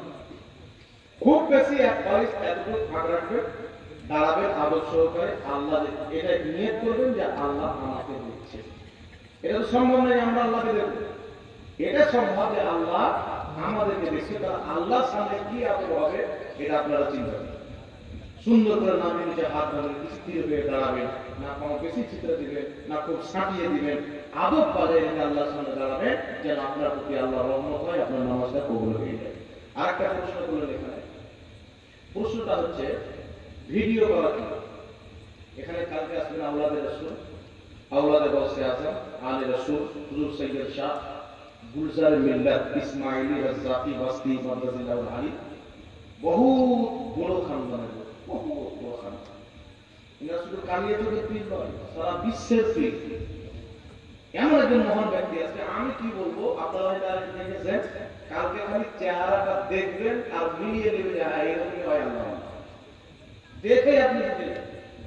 উনি আসছেন ওনাদের নিকটে, আলা হযরতের নিকটে, মুফতি আজমের নিকটে, বাদুশাহের নিকটে, মানে আপনার আহলে সুন্নাতের এক জামাতের নিকটে ভিডিও রেকর্ডিং করা হচ্ছে হারাম, আবার এক জামাতের নিকটে ভিডিও রেকর্ডিং করা হচ্ছে জায়েজ। আহলে সুন্নাতের মধ্যে এটা হচ্ছে ইখতিলাফ, আর এটা আকীদার মাসআলা নয়, এটা হচ্ছে ফুরুই মাসলা। আর ফুরুই মাসলা ইখতিলাফটা হচ্ছে রহমত। নবী বলেছেন আমার উম্মতের ইখতিলাফ হচ্ছে রহমত। সুবহানাল্লাহ, কথা বুঝেছে? তো যাদের নিকটে জায়েজ আছে তারা করবে, যাদের নিকটে জায়েজ নাই তারা করবে না। এই নিয়ে মারামারি করে সুন্নিদের ফাটল সৃষ্টি করা যাবে না। আমি নিজেই ক্যামেরা করাতে জায়েজ মনে করি না, আমার মজবুরি আছে। আমার বক্তব্য শুনে যদি 10টা লোক পথ দেখতে পায়, 10টা লোককে আল্লাহ হেদায়েত দেয়, আমার একটু গুনাহ হোক, 10টা করে ইমান হয়ে যাবে। আজ পর্যন্ত আলহামদুলিল্লাহ আমার আগে 17 জন ওয়াহাবি কলমা করে সুন্নি হয়েছে। সুবহানাল্লাহ। তারপর আমি বলছি আল্লাহ আমার একটু গুনাহ হয়ে মাফ করে দিও। কিন্তু কোন ওয়াহাবি যদি সুন্নি হয়ে যায় আলহামদুলিল্লাহ, এটা খুব বড় কথা। তারপর এগুলো মারামারি করা দরকার নেই। এখানে আজকে বলেন আমরা করে, ঠিক আছে, অসুবিধা নেই। কালকে এখানে কেউ ক্যামেরা লাগাবে না, কালকে কেউ আসবেন না। হুজুরের যেটা মাসলা, তিনি নিজের মাসলার উপর কায়েম থাকবেন। কথা বুঝে সিরিয়াসলি বুঝতে পেরেছেন? আল্লাহ বুঝার তৌফিক দান করুন। অনেক আলোচনা করা হলো। এই বছর হচ্ছে আমাদের হুজুর কি নাম, মুবাশশির রাজা, মহাবুদ্দারের মাঝে কি মুদাসসির রাজা মুবাশশির, আচ্ছা বাশার মুবাশশির, জি মহব্বতের মানুষ দেখেছেন, ওর মাইকরাম আছে, বড় বড় মাইকরাম, ইনাদের মহব্বতে এসেছি, অনেকক্ষণ আলোচনা হলো। আল্লাহ পাক কবুল করুক। আমার পক্ষ থেকে যদি আঘাত পেয়ে থাকেন ক্ষমা প্রার্থী। আল্লাহ তাবারক ওয়া তাআলা আমাদের সকলের উপস্থিতিকে কবুল করুন, সকলকে আহলে সুন্নাত ওয়াল জামাতের প্রতি দ্বন্দ্বময় থাকার আল্লাহ তৌফিক দান করুন। ওয়া আখিরু দাওয়ানা আলহামদুলিল্লাহ।